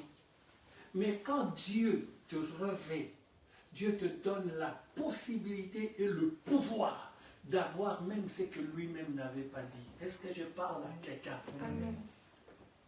Il n'est pas de la lignée des prophètes, il n'est pas de la lignée de la royauté, mais tout cela est mis en berne. Qu'est-ce qui a fait que tout ce qui n'est pas de Dieu en lui soit mis en berne? Tout simplement parce que Dieu a étendu sa main vers lui. L'onction, Samuel, si tu n'as pas l'onction, tu ne peux pas fonctionner avec Dieu. Mais l'onction, c'est quelque chose que Dieu te donne, et l'onction, c'est la puissance que Dieu te donne. Mais pour que tu reçoives cette puissance, tu dois ouvrir ton cœur, tu dois être revêtu. Pour être revêtu, Dieu doit voir ton humilité. Pour être revêtu, Dieu doit voir que tu acceptes qu'il soit le maître de ta vie, que tu ne diriges plus ta vie comme tu veux, mais que tu souffres dans la chair.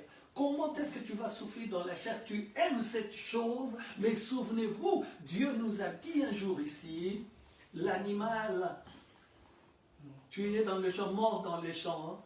Qu'est-ce qu'il faut faire? Il dit, tu peux donner à ton voisin. Lui, il peut le manger. Mais qu'est-ce qu'il dit après? Mais pas toi. C'est que les enfants de Dieu, nous marchons avec des interdits. Les enfants de Dieu, on ne peut pas faire tout comme les autres. Alléluia. Quels que soient mes penchants, quel que soit, comment dirais-je, ce que j'aime. Mais en tant qu'enfant de Dieu, je dois souffrir dans la chair. Je dois refuser ce que ma chair me demande. Est-ce que je parle à quelqu'un? C'est ça que j'appelle, moi, souffrir dans la chair. C'est un combat de tous les jours. Alléluia. Amen. Je voulais déjà raconter comment est-ce que je peux arriver à une fête qu'on me mette toutes les chansons, les vieilles chansons de Kofi que j'aimais beaucoup.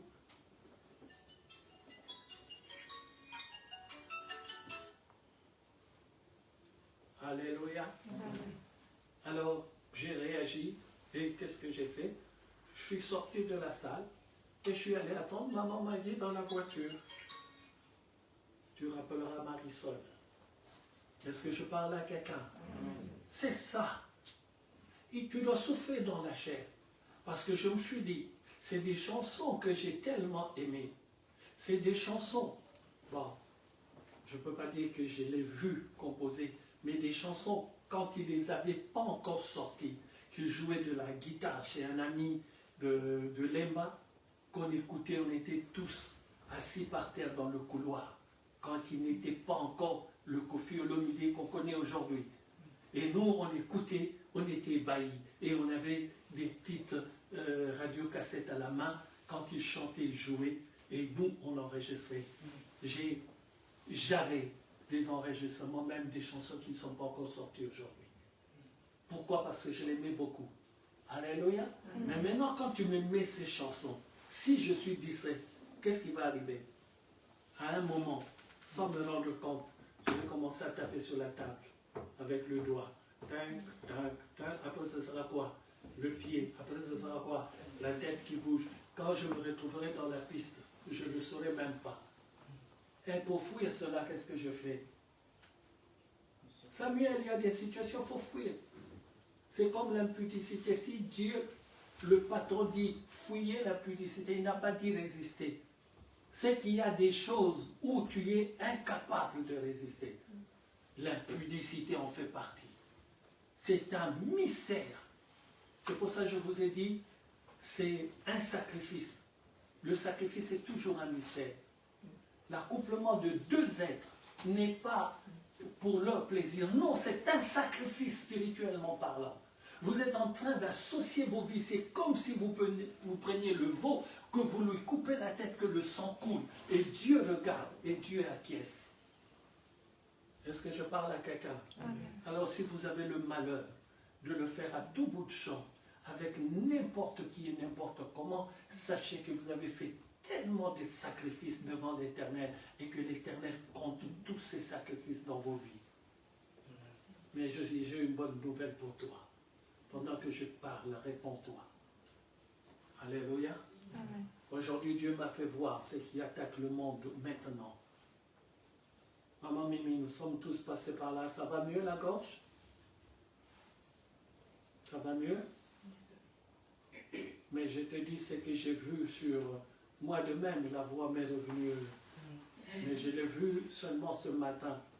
Et j'ai vu comment il attaque nos gorges. C'est un gros serpent. Je l'ai vu vers 9h du matin. Donc c'est pas que je dors. Mais quand je l'ai raconté à maman, je n'avais même pas pensé aux gorges. Et elle a dit directement, c'est pour cela qu'on a ce problème de gorge. J'ai vu un serpent ramper, monter, devenir de plus en plus grand et attraper les gens à la gorge, les mordant à la gorge. C'est pour ça que tu n'as pas de fièvre, mais la gorge. Souvenez-vous, il y a 2 ou 3 dimanches, j'ai prêché ici, on ne m'entendait presque pas. Mais le samedi, je suis sorti, je parlais un peu, mais quand je suis revenu, plus de voix. Est-ce que je parle à quelqu'un? Et Dieu m'a fait voir ce qui se passe maintenant. Donc faisons très attention. Alléluia. Amen. Et je peux t'assurer qu'il est en train de circuler partout. Partout. Et c'est comme je dis très souvent au travail, ne vous étonnez pas des choses que vous voyez, car on en verra encore d'autres. Ce que nous voyons n'est que le début du commencement. On n'est pas encore dans la grande tribulation. On est seulement dans la tribulation.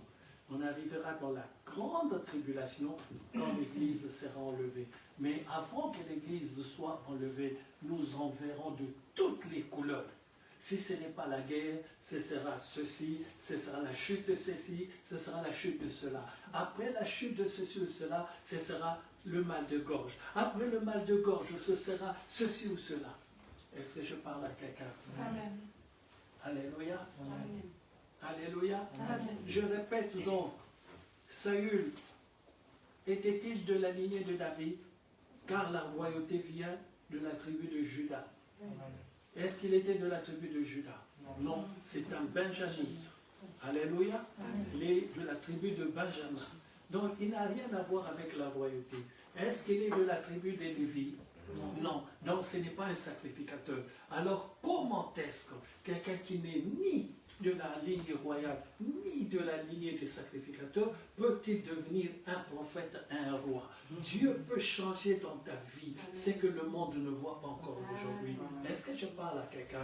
Je suis venu te dire, c'est que tu constates dans ta vie, c'est que le monde a dit, c'est que ta famille a dit, c'est que ton mari te dit pour te rabaisser, c'est que ta femme te dit pour te rabaisser. Dieu me dit de te dire, il va changer cela à une seule et seule condition, que tu te donnes entièrement à lui. Oh, même si l'on a dit, toi, tu as épousé cet homme-là, tu es foutu, ta vie ne changera point. Laisse-moi te dire, le Dieu que je sers me dit, il est capable de changer ta vie. Celui-là qui te rabaisse restera, ça va faire un changement direct. Lui, quand il va tomber, personne ne pourra le relever. Mais toi, tu as un Dieu qui te relève et qui te tire par la main. Oh, est-ce que ma cousine m'entend bien? Est-ce que ma cousine suit bien? Oh, j'aime bien comment tu me regardes quand tu suis. Oh, je vois en toi une servante de Dieu. Oh, je vais prendre mon temps pour te serrer, pour être à tes côtés, pour que tu avances dans la révélation de la parole. Ne soyez pas jaloux, les garçons, vous en profiterez derrière elle. Elle sera une source de bénédiction qui va vous envelopper tous. Est-ce que je parle à quelqu'un? Est-ce que Johanna est avec moi là? Est-ce que Lévi est là? Tu n'as pas envie de fuir? Je ne t'ai pas encore attaqué. Et je ne t'attaque pas aujourd'hui. Alléluia. Et ne sois pas content parce que je peux changer d'avis. Donc, et une autre chose, deux choses après on termine. On va dans le livre de Deutéronome. Quand on arrive dans le Deutéronome, je dis toujours, maman Maggie nous a tellement bien expliqué qu'il y a certaines choses, même quand je veux les lire, j'ai envie de vous poser directement la question, parce qu'on a été tellement bien enseigné. Alléluia. Deutéronome chapitre 34, écoutez le verset 9 qui nous dit ceci. Josué, fils de Nun, était rempli de l'esprit de sagesse.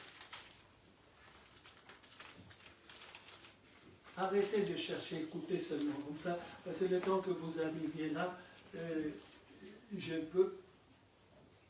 34, verset 9. Deutéronome 34, verset 9. J'ai lu jusqu'à la moitié. J'ai lu, Josué, fils de Nun, était rempli de l'esprit de sagesse. Virgule. C'est quoi la suite? Car Moïse avait posé ses mains sur lui. Samuel, tu lis la parole de Dieu. Tu lis ce qui est de Dieu de gloire. Non, tu ne fais rien de mal. Juste un conseil. Ne lis pas tu as envie d'avoir la barbe comme Jérémie. Quand tu l'auras, tu verras comment c'est difficile pour se raser. Tu n'en as pas. Laisse, à force de le triturer, tu es en train de l'appeler. Et quand il arrive, moi j'en ai pas beaucoup, mais quand j'en avais pas, il vient me dire que c'est pas un cauchemar, mais si tu n'as pas une lame de rasoir, tu es mal barré. Bon, bref, souviens-toi que chaque fois que Jérémie fait bisous aux dames, qu'est-ce qu'elles disent ici? Ça pique. Donc, toi, tu cherches ce qui pique. Jérémie, je n'ai rien dit. Je n'ai fait que rapporter ce que j'ai ouï dire. Alléluia. Josué, fils de Nun, était rempli de l'esprit de sagesse. Comment est-ce qu'il était rempli de l'esprit de sagesse? La parole de Dieu dit, car Moïse avait posé ses mains sur lui. Donc il était rempli d'esprit de sagesse parce que Moïse le lui a transmis. Parce que Moïse était une source de bénédiction. Il faut que tu deviennes, mon frère, ma soeur, il faut que vous deveniez des sources de bénédiction. Quand tu arrives quelque part, Missa, quand elle arrive, il faut que l'environnement change. Mais ça ne peut pas sortir de sa bouche ce que Dieu m'a dit un jour. Il a bombardé Yormodelo. Dieu m'a dit un jour, de ta bouche ne peut pas sortir ce que tu as dit. Maintenant, cherche ce que j'ai dit. Dans la pensée humaine, rien d'anormal. Mais limite. Mais dans la pensée de Dieu, toi, tu ne peux pas parler comme ça. Pourquoi? Parce que j'ai été choisi pour annoncer ma parole. Donc le canal que tu es ne peut pas sortir de sa bouche. Et ce qui est de Dieu, et ce qui est d'amuser l'humain. Est-ce que je parle à quelqu'un? Donc, Moïse, source de bénédiction, le fait seulement d'imposer les mains à Josué, Josué est rempli de sagesse. Ce qui veut dire, Moïse, débordé. Sa coupe a débordé. Aïe, aïe, aïe, vous êtes fatigués. Moi, je vois que je vais m'arrêter, vous êtes fatigués. Il a dit non.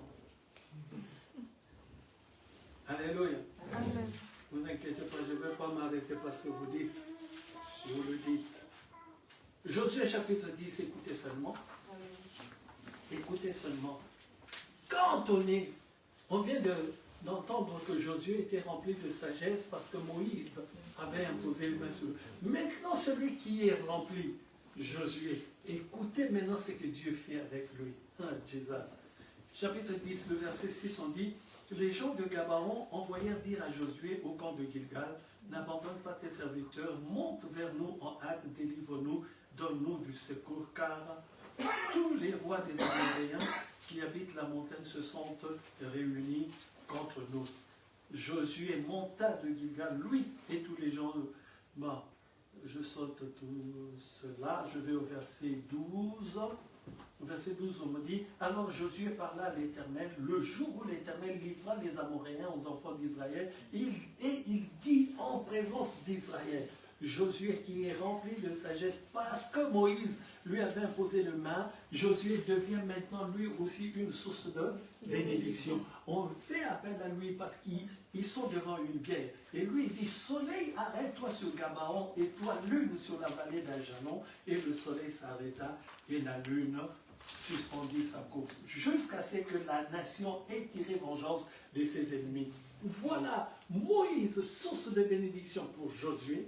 Josué devient aussi une source de bénédiction. Ce qui veut dire, un enfant de Dieu n'est pas seulement celui qui reçoit, il doit être aussi celui qui donne.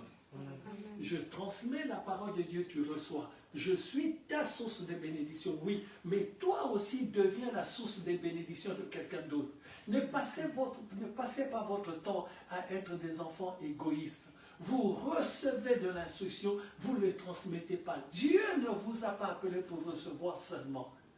Ce que je vous donne, Dieu me l'a transmis. Mais moi aussi, il y a des gens qui ont été source de bénédiction pour moi. Maintenant, moi aussi, j'ai fait ma part. Donc, si toi, tu ne fais pas ta part, sache que Dieu te considérera comme un égoïste.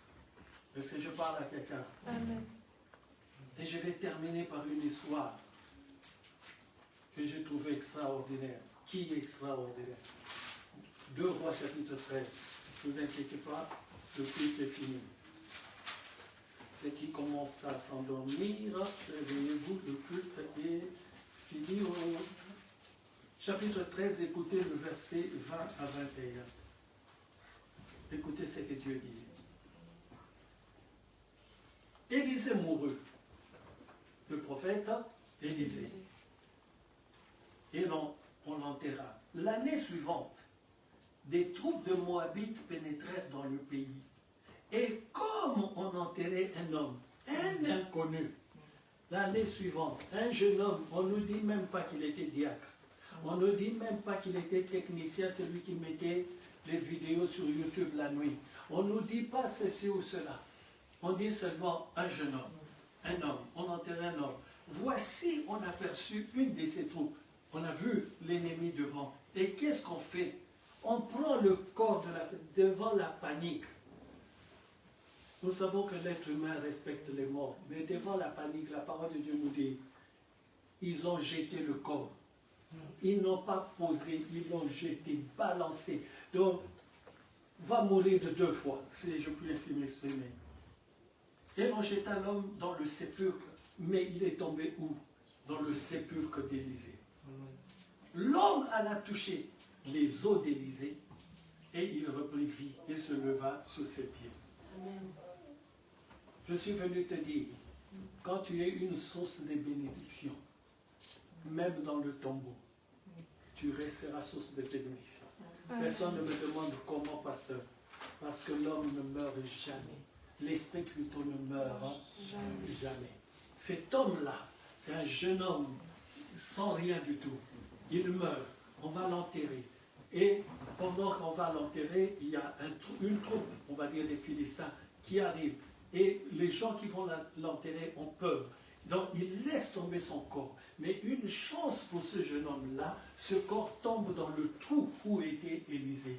Et il arrive, il était, comme faisaient les Juifs, empaqueté des tissus, sûr et certain. Mais il arrive dans le trou, avec les tissus autour de lui, qui touchent les tissus aussi de l'autre corps, ou le corps d'Élisée.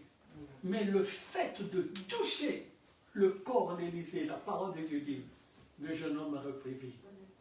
Parce qu'Élisée était quoi?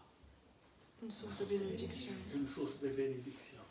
Je pense, avec cette dernière question, que vous avez bien suivi mon exposé.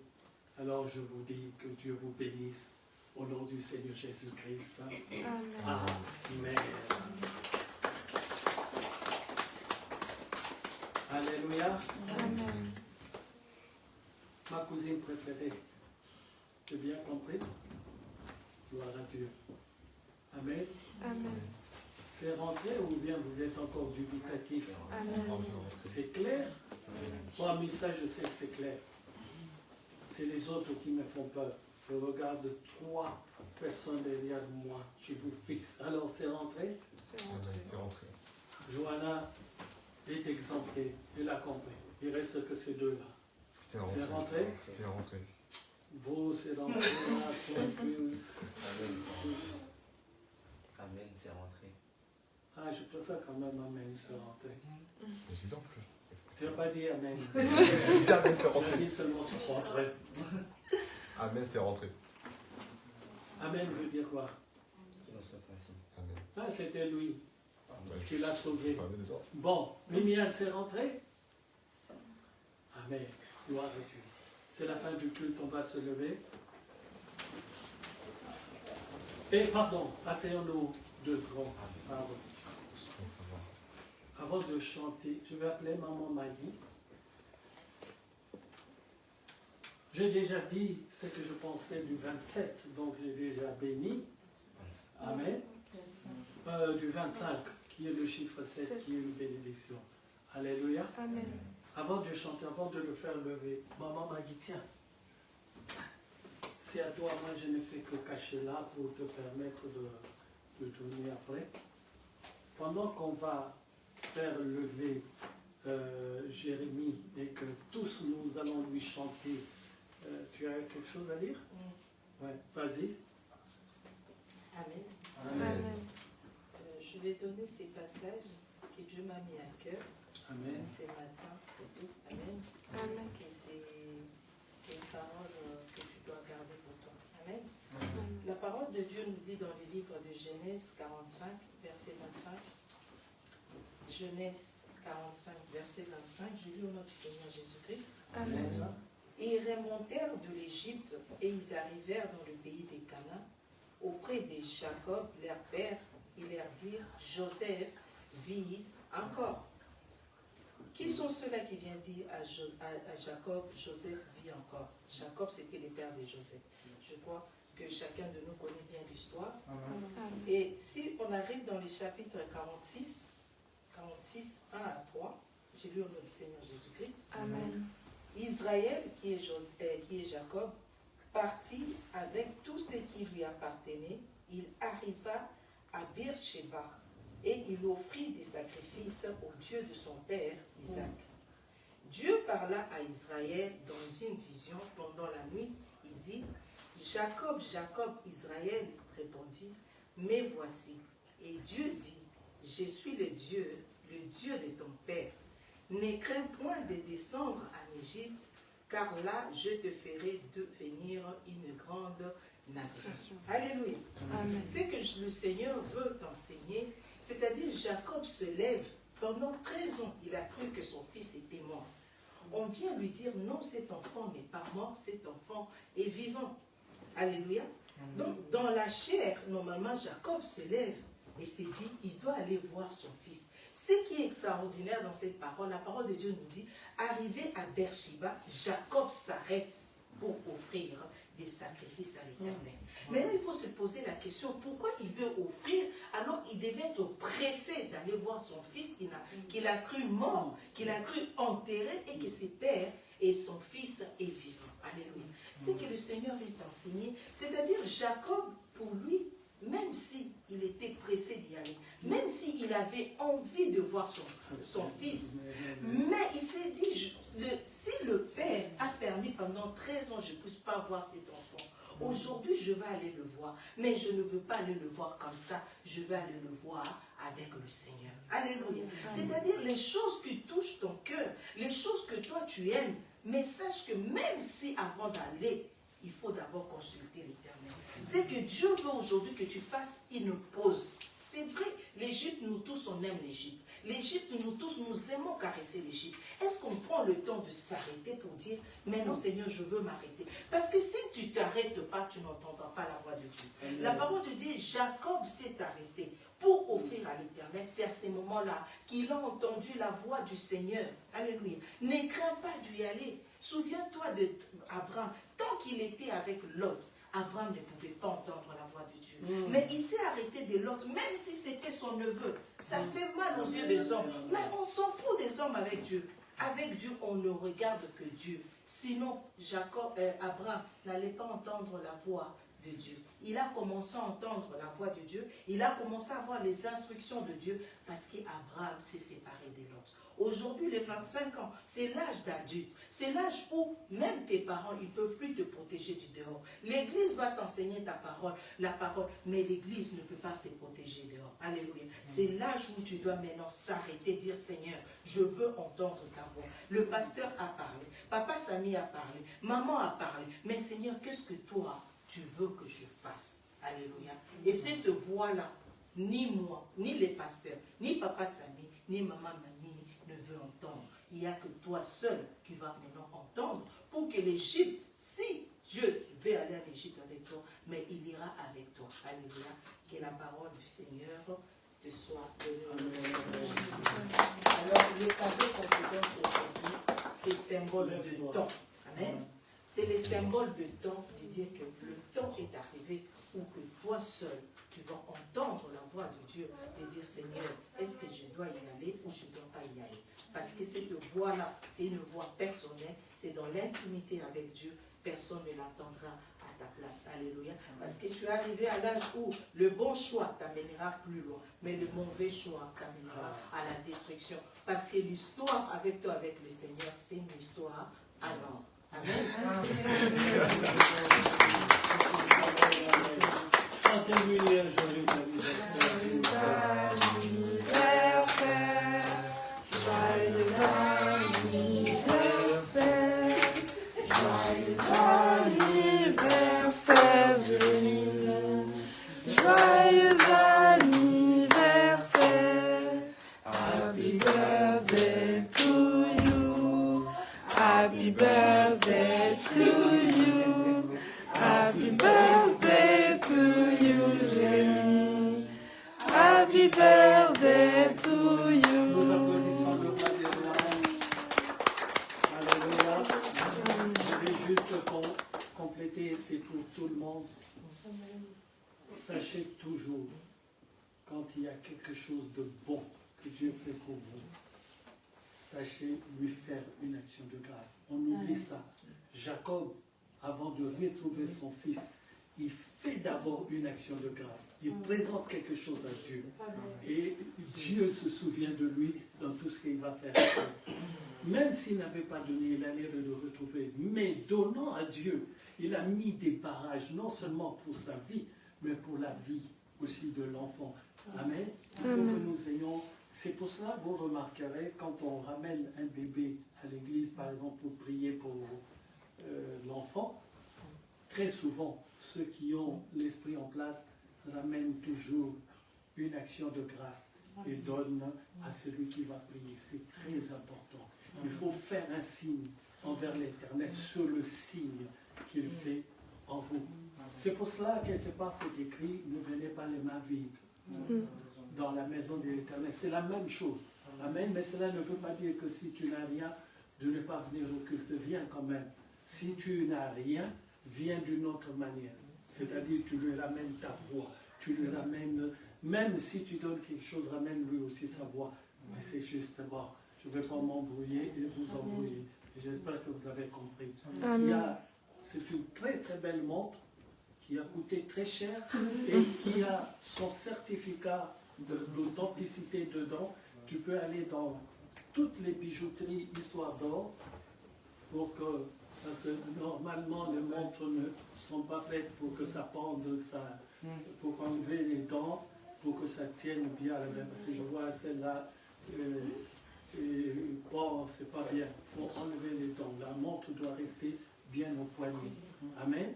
Amen. Donc pendant 2 ans, tout problème que tu auras sur la montre pendant 2 ans, c'est pris en charge par la bijouterie. N'importe quelle bijouterie, de chez toi ou partout, tout ce qu'il y a Histoire d'Or, pendant 2 ans, c'est garanti. Que ce soit pile, que ce soit panne, tout ce que tu veux, c'est garanti. 2 ans plein à partir de la date d'hier. Hein?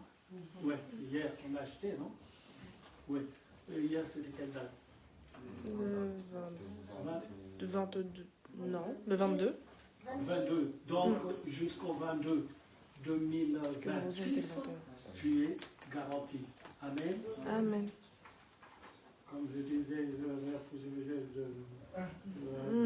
pas la possibilité de l'arracher, donc je laisse. Amen. Que Dieu vraiment te bénisse. Mais je te préviens, à partir de tes 25 ans, tu as affaire à moi d'une manière pas comme avant. C'est-à-dire, je surveillerai de trop près et dès que je verrai quelque chose de pas normal, tu recevras un courrier avec accusé de réception. Quand tu verras ça, tu vois mon nom comme expéditeur, sache que je n'envoie jamais ça, sauf pour les mises à pied. Comme si j'étais chef d'entreprise. Donc, suspension. Mais je ne suis pas chef d'entreprise. T'inquiète pas, ce sera ici devant tout le monde que je suspendrai les gens. Parce que je sais que cela se fait devant les saints. Amen. Amen. Et Dieu permet cela pour voir l'humilité des personnes. Celui qui n'accepte pas cela va fuir l'église. Et si tu fuis l'église là où tu iras, ce sera toujours pareil. Que Dieu vraiment te bénisse. Merveilleux 25 ans. Prouve-nous par la grâce de Dieu que cette année est extraordinaire dans ta vie. L'année extraordinaire n'est pas par rapport aux cadeaux, ni par rapport aux fêtes. Je sais, j'ai vu l'invitation de Missa, on va te faire une grande fête. Mais la fête, ce n'est qu'un accessoire. Tu vas penser à la fête, on fait une fête pour moi, d'accord. Mais toi, ton année ne peut pas être axée ni sur la montre, ni sur la fête. Elle doit être axée par rapport à l'âge que tu as maintenant, par rapport à la parole de Dieu. Amen. Par contre, la montre te sera un accessoire pour que tu regardes le temps. Comme a dit maman Maggie, c'est quoi la fin de la phrase extraordinaire? Je ne sais pas où tu as sorti ça. Histoire d'or, tu as dit. C'est l'histoire qu'il a avec le Seigneur, c'est une histoire en or. Amen. Et ça, ce n'est pas seulement la maman qui passe, c'est la prophétesse de Dieu. Donc vraiment, c'est à toi de faire que ton histoire avec Dieu devienne de l'or. Tout ce qu'on prononce, ce n'est pas par hasard, cela vient de Dieu. Mais pour que cela devienne une réalité, il faut que toi tu le veuilles. Si tu le veux, cela t'arrivera. Si tu fais abstraction, cela s'enfuira. Judas a tout perdu. Entre-temps, au départ, il était béni. Est-ce que quelqu'un est avec moi? Amen. Oh, Missa, ça va? T'inquiète. T'inquiète. On va marquer d'un coup aussi ton bac. Je vais m'y mettre personnellement. Comme ça, au moins, lui, je ne me suis pas mis. Toi, je vais m'y mettre. Je vais faire de lui un chameau. On va voir s'il aura l'humilité d'accepter cela. Que Dieu vraiment bénisse votre famille. Quand je vous regarde, j'ai une joie dans mon cœur. Et quand je vois les difficultés, c'est là que je comprends vraiment, vous êtes une famille bénie. Je vais vous choquer. Si Dieu vous montre toutes les difficultés qu'il y a devant vous, vous allez fuir. Personne ne viendra plus au culte. Mais puisque Dieu est le Tout-Puissant, vous sortirez vainqueur de tout cela. Et l'on attaque que les élus. Si vous n'étiez pas les élus, qu'est-ce qu'il en a à foutre de vous emmerder? Mais tous les jours, il essaye de masquer vos dons. Tous les jours, il essaye de vous étouffer. Tous les jours, il met une tension là où, si vous regardez même de près, il ne peut pas y avoir une tension. Là où, si vous regardez de près, comment est-ce que cette discussion a pu commencer? Là, il faut que vous alliez loin dans la concentration spirituelle pour comprendre que c'est une attaque. Pour désamorcer tout ce qui se passe chez vous, il n'y a qu'un seul moyen, c'est comprendre avant que la chose n'arrive. Dès que ça commence, tu sais, ah, il attaque par là. Et au lieu de rester là à discuter, non, mettez-vous en retrait. Laissez les choses se tasser. Et vous mettez-vous en prière. Est-ce que je parle à quelqu'un? Amen. Est-ce que Lévi a quelque chose à dire? Non. Tu viens à l'église, tu n'as rien à dire. Tu ne peux même pas dire merci Seigneur parce que les examens sont terminés. Ah oui, si. Et comment tu veux qu'il s'occupe des... Parce que le problème, il faut qu'il s'occupe du professeur qui va corriger. Et là, tu veux qu'il s'en occupe, non? Oui. Mais tu ne lui dis pas merci parce que tu as fini les examens. Tu aurais pu tomber malade. Tu aurais pu avoir un blocus. Tu aurais pu avoir un vide. C'est Il vrai. faut toujours avoir, comme dit maman Maggie, comment est-ce qu'on peut manquer d'un mot à dire à Dieu. Le mot qu'on peut dire facilement, c'est merci. Et c'est amplement suffisant. Ne cherchez pas des grandes phrases, des paroles, et en fin de compte, ça devient ubuesque. Non. Dites des choses simplement. Et merci. Merci Seigneur, parce que je suis enfant. Merci Seigneur. Le week-end passé, si vous m'aviez vu samedi, mon pied ne pouvait pas se poser par terre. Mais j'ai prêché dimanche passé, j'étais là. Amen. Amen. Quand on aime Dieu, c'est que nous, on vit dans cette maison, les attaques qu'on vit dans cette maison pour nous bloquer le dimanche.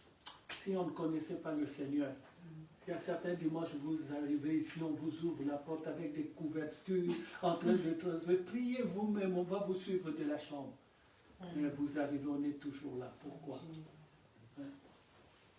Vous croyez que la gorge de maman Mimi, c'est un jeu? Vous croyez que ma gorge de la semaine passée, c'est un jeu? Vous croyez que la gorge qui dérange maman Maggie, c'est un jeu? Mais tous ceux-là seront punis car nous sommes enfants de Dieu. Amen. Amen. Amen. Et leur punition sera au vu et au su de tout le monde. Comme ces serpents que je vis là où je cherchais un bâton pour les crabouiller, mon rêve s'est arrêté là. Mais dans mon esprit, j'ai pris le bâton. Dans mon esprit, je l'ai écrasé. Dans mon esprit, il est devenu cendre et poussière.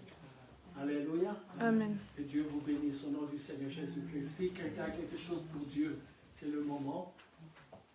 Si quelqu'un n'a rien pour Dieu, c'est aussi le moment. Amen. Je chanterai Amen. de tout cœur les merveilles de mon papa Yahvé. Il m'a ôté des ténèbres, il m'a délivré de tout péché. Je chanterai de tout cœur les merveilles de mon papa Yahvé. Il m'a ôté des ténèbres, il m'a délivré de tout péché.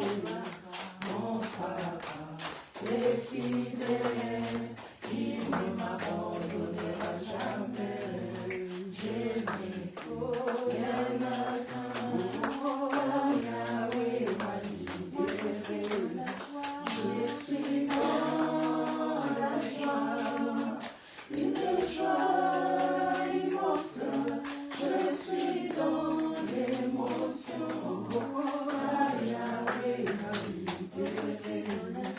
Je suis dans la joie, une joie immense. Je suis dans l'émotion, car Yahweh m'a libéré. Quand tu chantes, crois à ce que tu dis, que le Seigneur puisse l'accomplir.